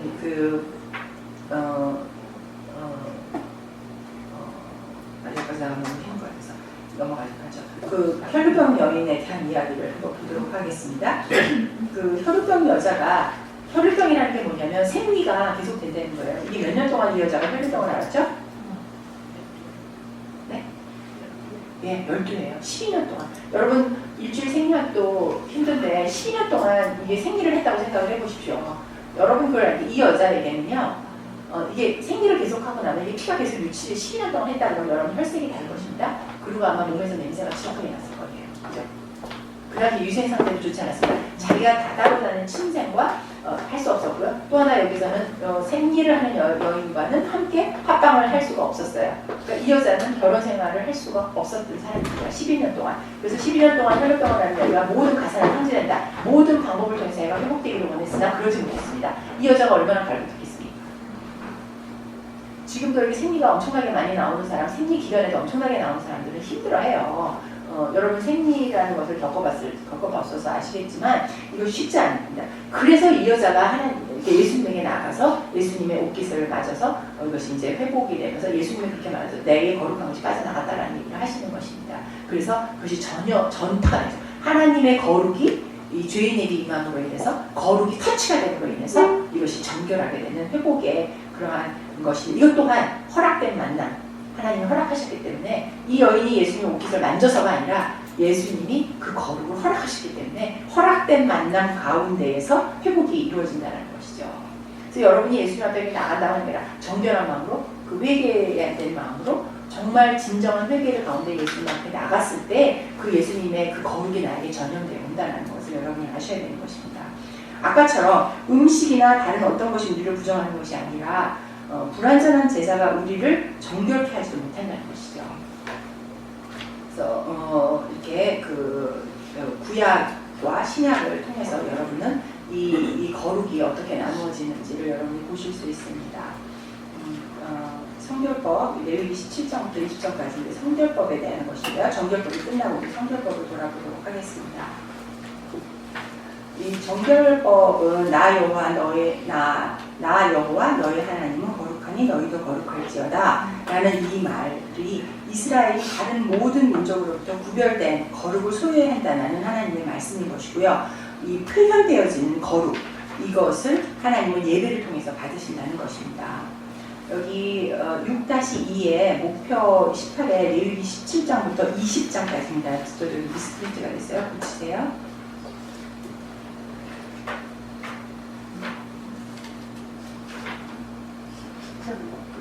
네, 20장까지입니다. 여기 네, 목표 18 붙이세요.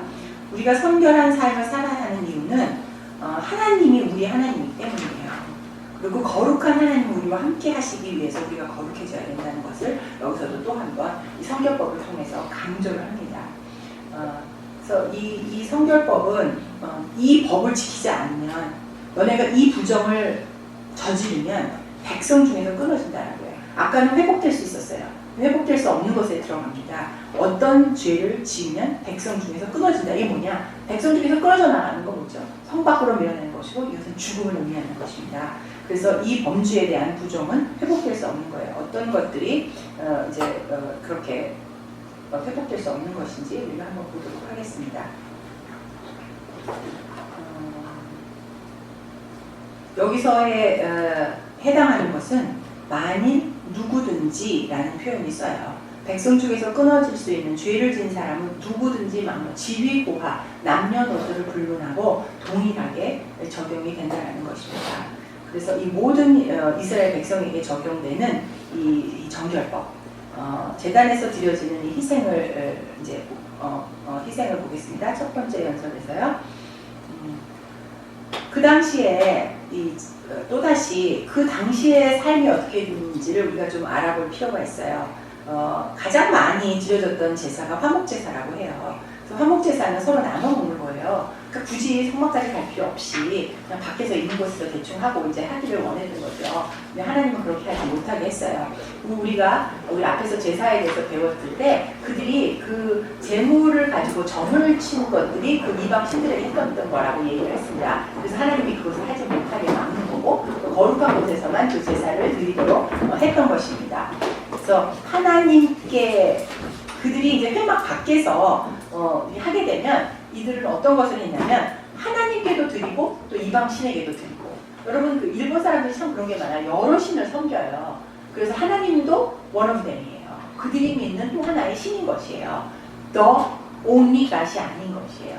그냥 one God인 것이에요. 그래서 그것을 하나님이 막으려고 하는 것입니다. 그래서 하나님 안에만 드려지는 그 거룩한 장소에서만 드려지게끔 하는 것. 그 당시에 그렇게 하지 않았기 때문에. 그래서 우상 숭배를 또 한 가지는 신전에서, 그 당시에는 또 아데네 신전이나 이럴 때도 여러분 보면 많이 아시겠지만 영화에서 너무 많이 보신 거라 그 당시에 여러분이 충분히 상상하실 수 있는데요.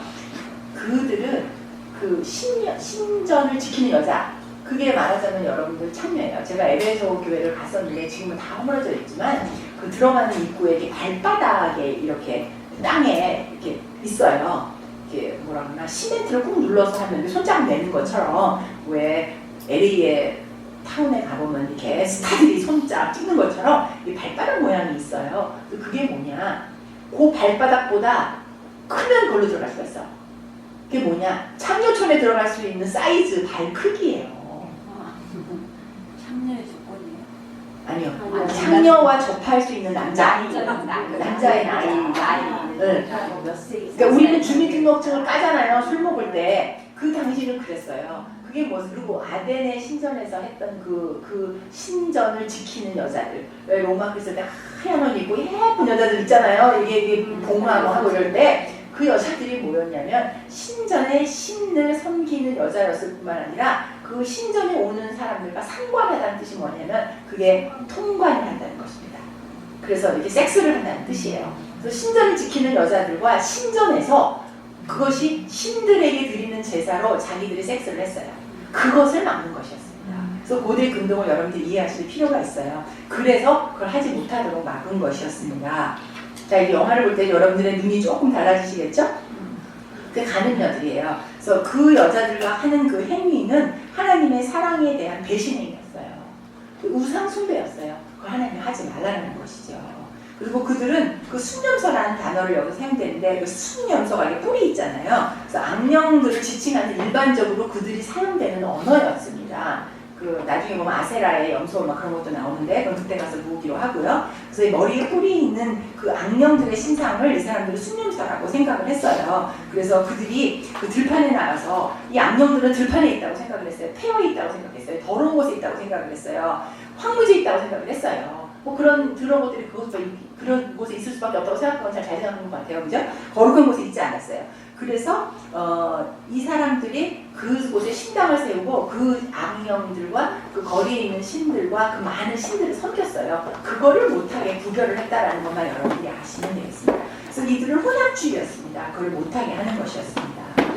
이방신과 여호와를 함께 섬기는 것을 하지 못하게 하기 위한 것이었던 것이었어요. 그래서 그러니까 성별된 짐승들을 화목제물로 드리라. 그래서 그것을 성전 그 성막 안에서 그것을 잡고 그들과 함께 나누라. 하나님의 구별된 백성 또다시 거룩한 백성 하나님께서 그것을 나누려고 하시는 것을 여러분이 아시면 되겠습니다. 그리고 제단 위에 뿌려진 피의 효력이 있어요. 이 피는 생명하고 갖고 있기 때문에 여러분 제사법에 대한 걸 복습 안 해도 되죠? 피를 어디다 뿌려라 이렇게 구체적으로 하나님 말씀하시잖아요. 어떻게 뿌려라, 어디 갖다 뿌려라 뭐 이렇게 얘기를 합니다. 그래서 이 피에 대한 것들은 뭐냐면 그 악령들도 이 피를 마시고 피를 숭배하고 이 피는 생명이 있기 때문에 그래서 악령신에게 그래서 이제 나중에 몰락신이라는 것도 나오는데 그래서 이 피를 드리는 것이 그들이 그 당시에 살아왔던 사람들이 숭배하는 방법이었기 때문에 이걸 하지 못하도록 했다는 것입니다. 그래서 백성들에서 끊어지는 것으로 죽음으로써 하나님이 이 장신의 그 거룩한 백성을 지키고자 했었던 그런 것입니다. 그래서 이방신들에게 드리는 제사에서 피를 취해서 이들은 악령의 힘을 자기가 갖고 있다고 생각을 하는 거예요. 그래서 그것을 하나님이 막은 거죠. 모든 권한과 모든 축복과 그 모든 능력은 우리 인간에게 있는 것이 아니라 하나님께 있다라는 것을 우리가 그것을 피를 먹고 그 다음에 그 핏부림을 하고 자기 몸에 상처기를 내고 함으로써 내가 그 악령에게 어떠한 능력을 받아서 그것을 하는 것이 아니라는 것을 가르쳐주기 위한 것입니다.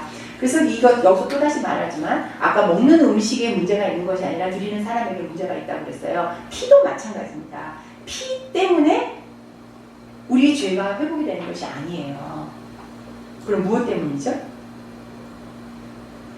어떤 사람이 어떤 마음으로 드렸느냐, 회개한 마음으로 정말 내 죄에 대한 대가로 그렇게 치워졌느냐, 하나님이 그 피를 받으시느냐 안 받으시느냐, 거기에 문제가 있다는 것이죠. 그래서 근데 여기서 그 당시에 사람들이 두 가지를 봤다고 그래요. 호흡, 숨 쉬는 걸로 사람이 죽었느냐 안 죽었느냐. 그 다음에 우리가 3일장을 하는데요. 그 3일장은 이게 3일 만에 이렇게 회복되는 사람들이 있다고 합니다. 그래서 3일장을 우리나라에서도 지냈다고 그래요. 이렇게 우리가 죽은 줄 알고 요새는 뭐 의학에서 이렇게 삐 이렇게 되면 죽는 거잖아요. 근데 그걸 잘 몰랐어. 너무 이렇게 기력이 쇠하다. 그게 뭐냐, 숨이 굉장히 약해졌다는 거예요. 그래서 보면 죽었나 살았나 할 때 코에다가 이렇게 손가락을 대보면서 숨 쉬냐 안 쉬냐인데 너무 기력이 약해지고 너무 병들고 쇠약해지면 이 호흡이 잘 안 보이는 거죠. 그래서 그 당시에는 사람들이 호흡은 눈에 보이는 게 아니잖아요. 정말 죽었는지 안 죽었는지 뭐 3일 만에 태어나는 사람도 있고 막 그래요. 그래서 죽은 나사로를 살리신 거에서도 보면 이게 나흘 되었다 뭐 이렇게 하잖아요. 3일이 지나도 완전히 죽었다. 이제 뭐 그런 얘기를 하는 것입니다. 그래서 이 3일이라는 것이 완벽하게 죽었다 뭐 이런 것에 대한 표현이기도 한데요. 호흡은 눈에 볼 수가 없어요. 근데 피는 볼 수가 있잖아요. 피가 철철철철 나. 그러면 이것이 생명이 끊어졌다, 생명이 줄여졌다 이라는 것을 그 당시에서 그렇게 느꼈다는 거죠. 그래서 여기서 그 피라는 것은 피를 냈기 때문에, 짐승을 잡았기 때문에 우리가 대속을 받는 것이 아니다. 그것을 하나님이 받아주셨기 때문에 우리의 죄를 대신하는 그 대속물로 받아주셨다는 것이 중요하다는 것이죠. 그래서 제물의 피는 여호와께 바쳐지는 자에게 베푸신 용서인 것이죠. 하나님께서도 피를 받으시고 우리의 죄를 하나님께서 용서하셨다라는 것을 우리가 볼 수 있는 것입니다. 그래서 피를 먹을 수 없다라는 것은 하나님께 피를 대속의 효력을 가진 실체가 있는 요소를 지적하게 됩니다. 그래서 피를 먹을 수가 없어. 그 피는 죄의 대가, 그래서 그 피를 받으심으로 해서 우리가 죄가 회복이 돼. 그리고 또 한 가지는 들판의 악기들의 예배에서도 그렇게 피를 썼어. 그러니까 내 백성은 아니야. 내 백성은 거룩해. 구별할 거야. 이런 하나님의 표현이었다는 것을 여러분이 보시면 되겠습니다. 그런데 신약에서는 예수님이 자신의 피와 살을 먹으라고 하시는 거예요. 이게 얼마나 엄청난 것인지 여러분이 아셔야 돼요. 피는 절대로 안 돼. 근데 예수님은 피를 먹으라 그래. 이게 얼마나 대단한 것인지 여러분들이 깨달으셨어야 되는 것이다. 그리스도의 피만이 온전한 대속이 될 수 있는 것인데 그것이 무엇 때문이냐? 예수 그리스도가 바로 하나님의 자신이었게 된다. 그래서 하나님은 자기 자신을 대속물로 우리의 죄를 대속하기 위한 대속물로 주셨다는 이 엄청난 사랑을 여러분이 이 레위기를 공부를 하시면서 보셔야 되는 것입니다. 우리가 이런 제사를 지낼 필요가 없는 것도 있지만 예수 그리스도를 우리에게 대속물로 주셨다. 하나님 자기 자신을 드렸다라는 것이 우리가 머릿속으로 느껴지면 안 됩니다. 가슴으로 느껴져야 됩니다. 이것을 통해서 여러분의 이 마음속에서 이 정말 이 하나님에 대한 감사가 막 정말 솟구쳐넘어 올라와야 됩니다. 몸이 부들부들 떨리고 열이 나는 그런 것을 여러분이 경험하셔야 됩니다. 깊이 묵상하셔야 되는 부분인 것입니다. 하나님이 이 피를 어떻게 나누셨는가를 아셔야 되고 이 피라는 것으로 통해서 이것이 무엇을 의미하는 것인가 그리고 예수님을 통해서 우리에게 주고자 하는 이 피와 살의 의미가 무엇인가 라는 것을 여러분이 깊이 깨달아지는 그런 시간이 되셔야 하겠습니다. 그래서 우리는 이 믿는 자들은 삶의 모든 영역에서 하나님의 거룩을 드러내야 합니다. 거룩한 하나님이 그의 백성에게 하나님이 가진 거룩을 요구하세요. 내가 거룩하니 너희도 거룩하라 라고 하셨기 때문에 우리는 우리의 삶을 통해서 하나님의 거룩을 드러내줘야 하는 것입니다. 그것이 바로 예수님의 피와 살을 먹은 자들의 행동인 것이죠. 하나님이 나타나는 곳이면 어디든지 그것이 거룩해졌어요. 하나님의 거룩이 전염이 되는 것이에요. 그래서 하나님의 백성, 하나님의 모습으로 하나님의 거룩을 입은 거룩으로 살겠다고 헌신한 우리가 가는 곳은 어떻게 될까요? 거룩하게 되는 것이죠. 그것이 바로 거룩한 사도로 하나님의 우리를 사용하시는 것입니다. 그래서 예배 공간뿐만 아니라 우리의 모든 인간관계와 일상적인 삶에서도 거룩이 전파되어야 됩니다. 하나님은 여러분을 통해서 거룩을 전염하게 하실 것입니다. 여러분이 있는 공간이 거룩하고 여러분이 가는 곳이 거룩하고 여러분이 축복하는 곳이 거룩한 곳이 되는 것입니다. 하나님은 내가 너의 여호와 내가 너의 하나님이다. 내가 너희를 인도해 애국 땅에서 인도해낸 내가 너의 하나님이라는 것을 계속해서 반복적으로 여기서 말씀을 하십니다. 질문 53번 보겠습니다. 하나님의 거룩에 대해서 제일 첫 번째로 요청하신 게 아이러니하게 이 부모를 공경하라는 거예요. 그래서 하나님은 부모를 공경하는 것을 통해서 이 부모라는 존재에게 하나님의 권위를 동일하게 주시는 것입니다. 부모를 공경하지 않는 자에게 하나님은 어떠한 벌을 내리시는지 그래서 부모, 자녀 여기서 우선되는 게 그 어미와 아비라는 것으로 부모라고 됐지만 원문, 히브리어 원문에는 어미와 아비로 어미를 먼저 두었다는 것이죠. 이 순서가 굉장히 중요하다고 얘기를 드렸습니다. 성경에서 어미를 먼저 둔 생명의 유출 그것을 통해서 이 어미가 아비보다 먼저 유치하고 있다는 것이 굉장히 놀라운 사건이라는 것이 여기 쓰여져 있습니다. 하나님께서 우리들에게 풍성하게 축복하셨다는 것을 레위기 19장에서 나타내 주십니다. 나는 어떤 하나님인가? 난 너의 하나님이야. 나 믿어. 나 따라와. 라는 표현을 레위기 19장 9절에서 10절까지 여기 나오는데요. 누가 9절부터 10절 이 9절 한번 읽어봐 주시겠어요? 우리에게 주신 축복이 무엇인지 우리가 알고 넘어가야 되겠죠? 하나님께서 주신 축복.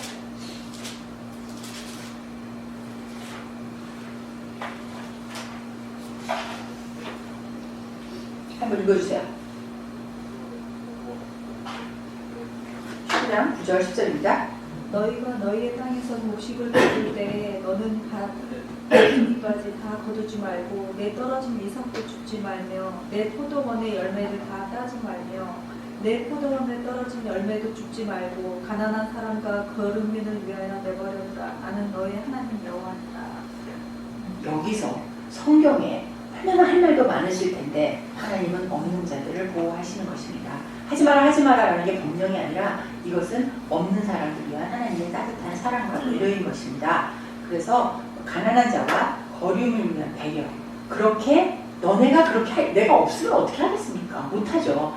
너네가 그렇게 할 수 있다. 그러니까 뭐야? 나만 믿어. 난 너의 하나님이야. 내가 풍족하게 줄게. 너 그런 것까지 다 안 주셔도 될 만큼 너 이런 사람들 돌봐.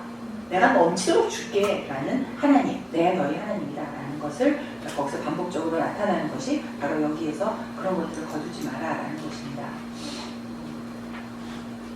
여기서 또 이제 강자와 약자에 대한 것이 나오게 되는데요. 이 하나님의 백성은 자신이 갖고 있는 힘을 사용해서 남을 압제하거나 강탈하지 못하도록 폭력으로 어떤 것을 마음대로 취하는 것을 하지 못하게 막으셨습니다. 그리고 복수를 하거나 앙심붙게 하지 말라고 하십니다. 그 권한은 나에게 있다. 내가 갚아준다라는 것이죠. 또 다시 말씀하십니다. 내가 너의 하나님이다. 내가 해줄게 라고 말씀하신 거죠. 그것은 무엇이냐? 바로 하나님의 사랑의 표현인 것입니다. 미워하지 말라라는 것으로 시작해서 사랑의 명령으로 내가 너희 여호와 하나님이다 라는 것으로 계속해서 후렴구로 반복을 하게 된 겁니다. 시간 있으면 여러분들에게 이렇게 다 같이 이 후렴구를 다 읽어보면 좋겠는데요. 한번 보시면 좋겠어요. 내가 너희 하나님이다. 뭘 하지 마라? 내가 너 어떻게 보호해 주겠다라는 것을 한번 쭉 읽어보시면 좋겠어요. 이 참 또 하나 재미있는 그 고대 근동의 방법을, 그러니까 고대 근동 사람들의 삶을 우리가 알아볼 수 있는 게 있는데요.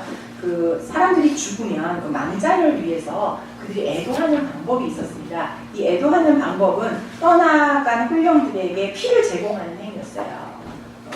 왜냐면 그 당시에는 이 죽은 사람을 악령의 신에게 간다고 믿었기 때문에 그들은 면도칼로 자기 피부를 베거나 자기 뺨과 턱을 베거나 갈대로 두 팔을 핥히거나 가슴을 가져다 쟁기질하거나 등에 골짜기처럼 핥힌다거나 이런 것들을 통해서 자비의 신, 이게 자비의 신이 뭐이래? 자비의 신인 엘에게 이렇게 애도를 했다는 거 합니다. 그래서 이런 것을 하지 못하게 하는 것입니다. 그래서 너의 몸에 상처를 하지 마라, 문신하지 마라 이런 게 요새 문신한 사람 안에 너 문신해서 너는 이방신을 섬기는 거야 이렇게 말하는 게 아니고요. 그 당시에는 그 사람들의 삶이 그랬기 때문에 그걸 하지 마라라는 이방의 간섭에서 내 백성은 거룩한 백성이다, 구별된 백성이다라는 것을 말해주는 것이죠. 성관계를 통해서 드러나는 거룩을 말씀드리겠습니다. 정상적인 부부관계에 있는 사람들을 가지고 부정하다고 말씀하시지 않았어요. 그런데 그렇지 않은 경우에 하나님께서 이 가정과 이 성을 지키기 위한 또 하나의 법적인 것이 있다는 걸 얘기를 여기서 드리겠습니다. 여기서 성적인 범죄에 대해서 몰렉이라는 이 신에게 자녀를 바치는, 자기 자신의 복을 위해서 자기 자녀를 바치는 사회적 종교적 그런 성 문제가 있었어요. 그래서 그거를 막으려고 했다라는 것을 보면 좋겠고요. 그 당시에는 근친상간이라든가 성적인 연약함이라든가 또 이런 것을 통해서 가정이 파괴되고 주술행위가 있다든가 이런 것들이 있었어요. 그래서 그것을 하지 말게 하기 위해서 하나님이 성관계에 대한 법을 주셨다는 것을 아시면 되겠습니다.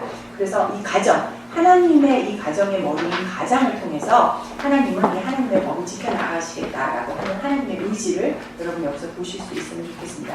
이스라엘 당시의 그 가정 구정은 가장으로 통해서 되는 것이고요. 그 당시에는 이 부족으로 이렇게 사람들이 모였고 그 부족이 그 아버지를 통해서 가족이 모였고 그 아버지의 그 형제들이 같이 근처에 모여 살았고 그 다음에 그들을 통해서 한 부족을 이뤘고 그 부족들이 모여서 나라가 이렇게 되었던 것이거든요. 그래서 이것이 그 당시에 그 가정 공동체였기 때문에 그 가장이 굉장히 중요한 역할을 했습니다. 그래서 이 가정인 이 남자에게 성적인 것을 어떻게 해야 되는지를 가르쳐 주는 것이었다고 생각을 하면 됩니다. 그래서 하나님은 이 부부 위주로 이 부부가 얼마나 중요한 것인지를 하나님께서 말씀하신 또 하나의 이유는 뭐냐면 혈통의 순수성을 지키고 싶으셨던 것이죠.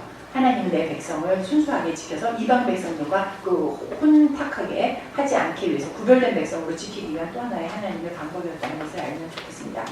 여기서 보면 이제 그 친족 간에 친족이 부족이 이렇게 가까이 있으니까 여러분 상상하실 수 있잖아요. 이제 근친상간이 이루어지게 되는 것이죠. 그래서 그걸 못하게 했어요. 그 당시에는 일부 다처제였기 때문에 여자들이 여러 명 있었습니다. 그래서 그 여자들에게도 그러니까 엄마와 자기 친엄마가 동일한 그리고 배다른 그 이복 노이들과의 그런 관계를 하나님께서 법적으로 이렇게 막으셨습니다.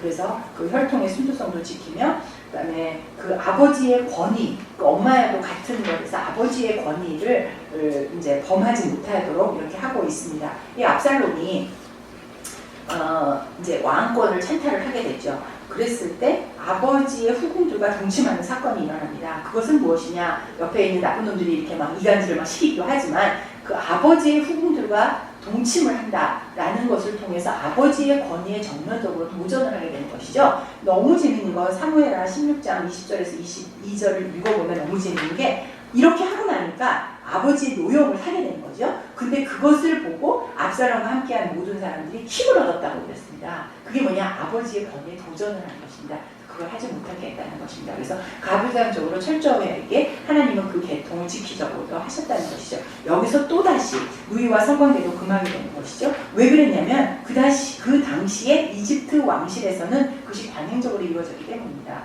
일본 사람들도 사춘과 일춘까지는 결혼을 하잖아요. 여기를 못했던 건 이집트 백성들과 또 구별하려고 하는 거죠. 이쪽이 애굽이었죠. 그래서 이것을 이제 애굽 사람들이 늘 했던 것이니까 익숙해져 있어요. 그걸 하지 말라. 너는 너희들이 구별된 거룩한 백성이라는 것을 또 한번 가르쳐주기 위한 것이고, 여성들이 남성들의 성적인 그러한 무차별적인 그런 대상이 되지 않도록 여성들을 또 한 가지 보호하려고 하는 것입니다. 왜냐하면 여자는 그 당시에는 지금 여러분보다 훨씬 더 그 권리라든가 지위가 없었기 때문에 하나님이 법적으로 이 여인을 이렇게 높이 사는 것이죠. 그것을 통해서 하나님 또다시 나는 너의 하나님 여호와라는 것을 이들에게 가르쳐 주는 것입니다. 그래서 이것이 왜 이 가정, 하나님의 머리고 너희는 나의 가족이고 너희는 나의 자녀라는 것을 통해서 하나님의 백성, 하나님의 형상을 지켜야 되는 것이기 때문에 부정한 것으로부터 멀어지게끔 하는 것이죠. 하나님이 거룩했다. 그러면 그의 형상이 우리에게도 거룩을 요구하신다는 것이 여기서도 또다시 한번 계속해서 지속적인 거룩에 대한 이야기를 하고 있다는 것만 여러분들이 캐치하시면 되겠습니다.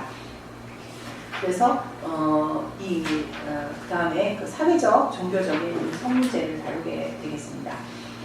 가증하는 것이라 더러워졌다라는 단어가 나오게 되는데 거기 있는 그 그림에 이상한 그 뿔난 그 짐승이 어린아이를 들고 있죠. 이게 바로 몰래 이게 우상의 모습이라고 해요. 그 밑에 있는 거는 그 물고기 모양을 하고 있는 것은 스핑크스와 같이 이렇게 이런 것들을 그들이 믿었다는 것이 여기 사진으로 이렇게 되어져 있습니다.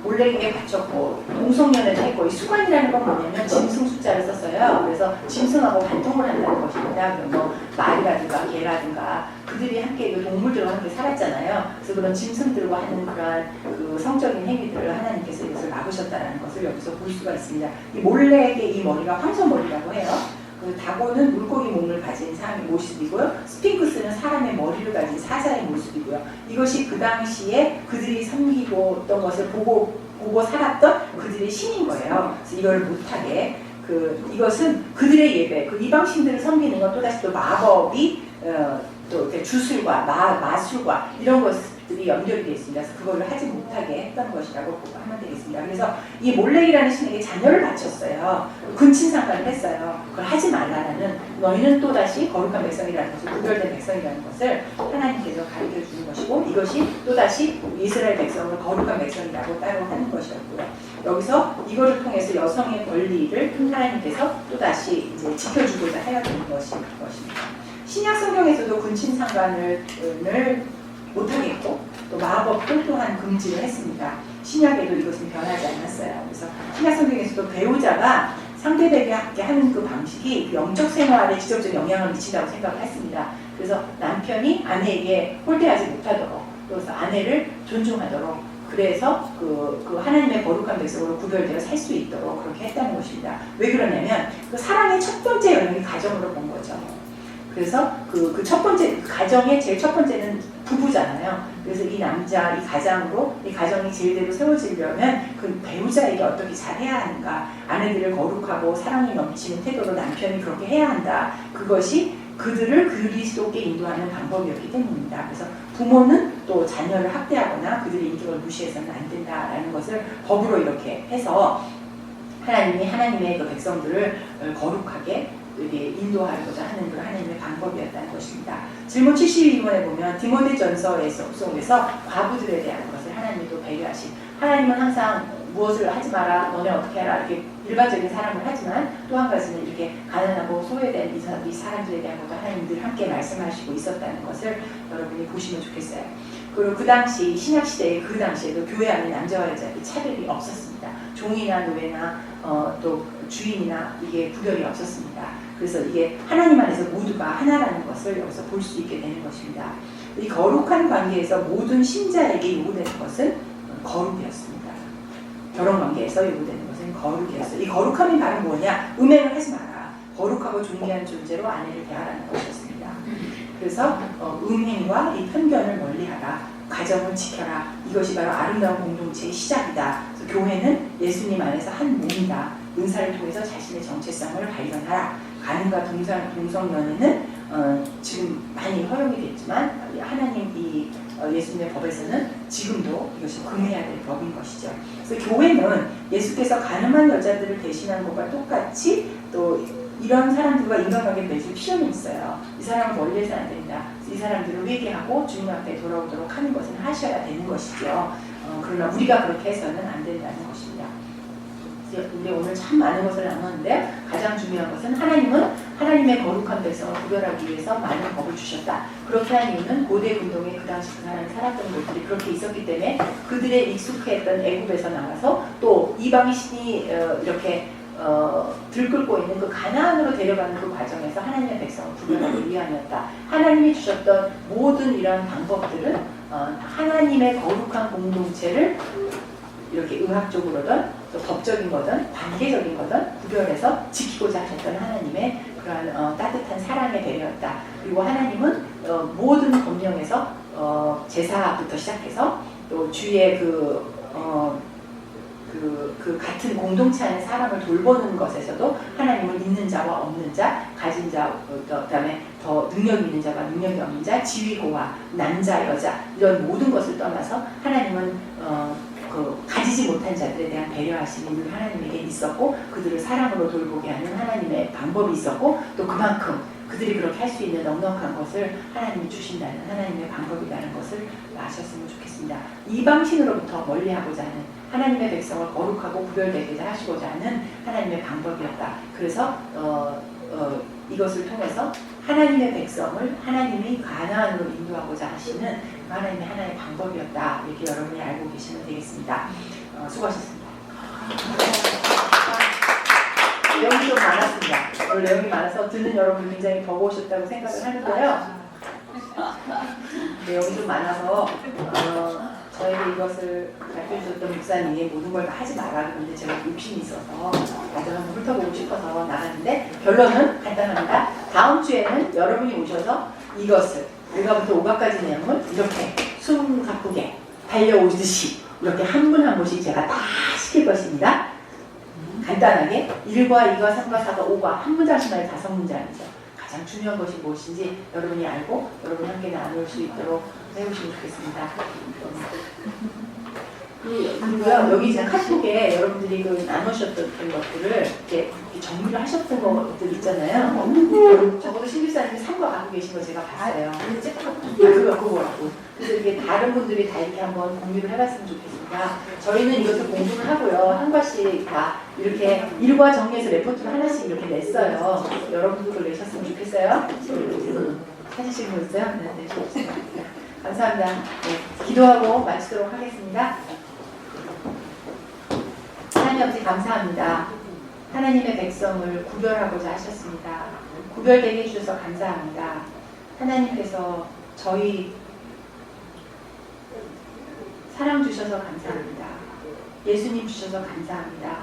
하나님의 백성으로 자녀로 불러주셔서 감사합니다. 주인인데 죽어서 마땅한데 감히 하나님 앞에 나갈 수 없는데 하나님께서 구별하셨습니다. 그것도 모자라 예수님을 주셨습니다. 하나님 받은 사람 갖고 살게 하여 주시옵소서. 부르심에 맞는 삶을 살게 하여 주시옵소서. 왕같은 제사장이 축복을 주신 것에 감사해서 그대로 살게 하여 주시옵소서. 하나님 한 주간 좀 축복하여 주시고 하나님 정결한 삶을 살겠다. 하나님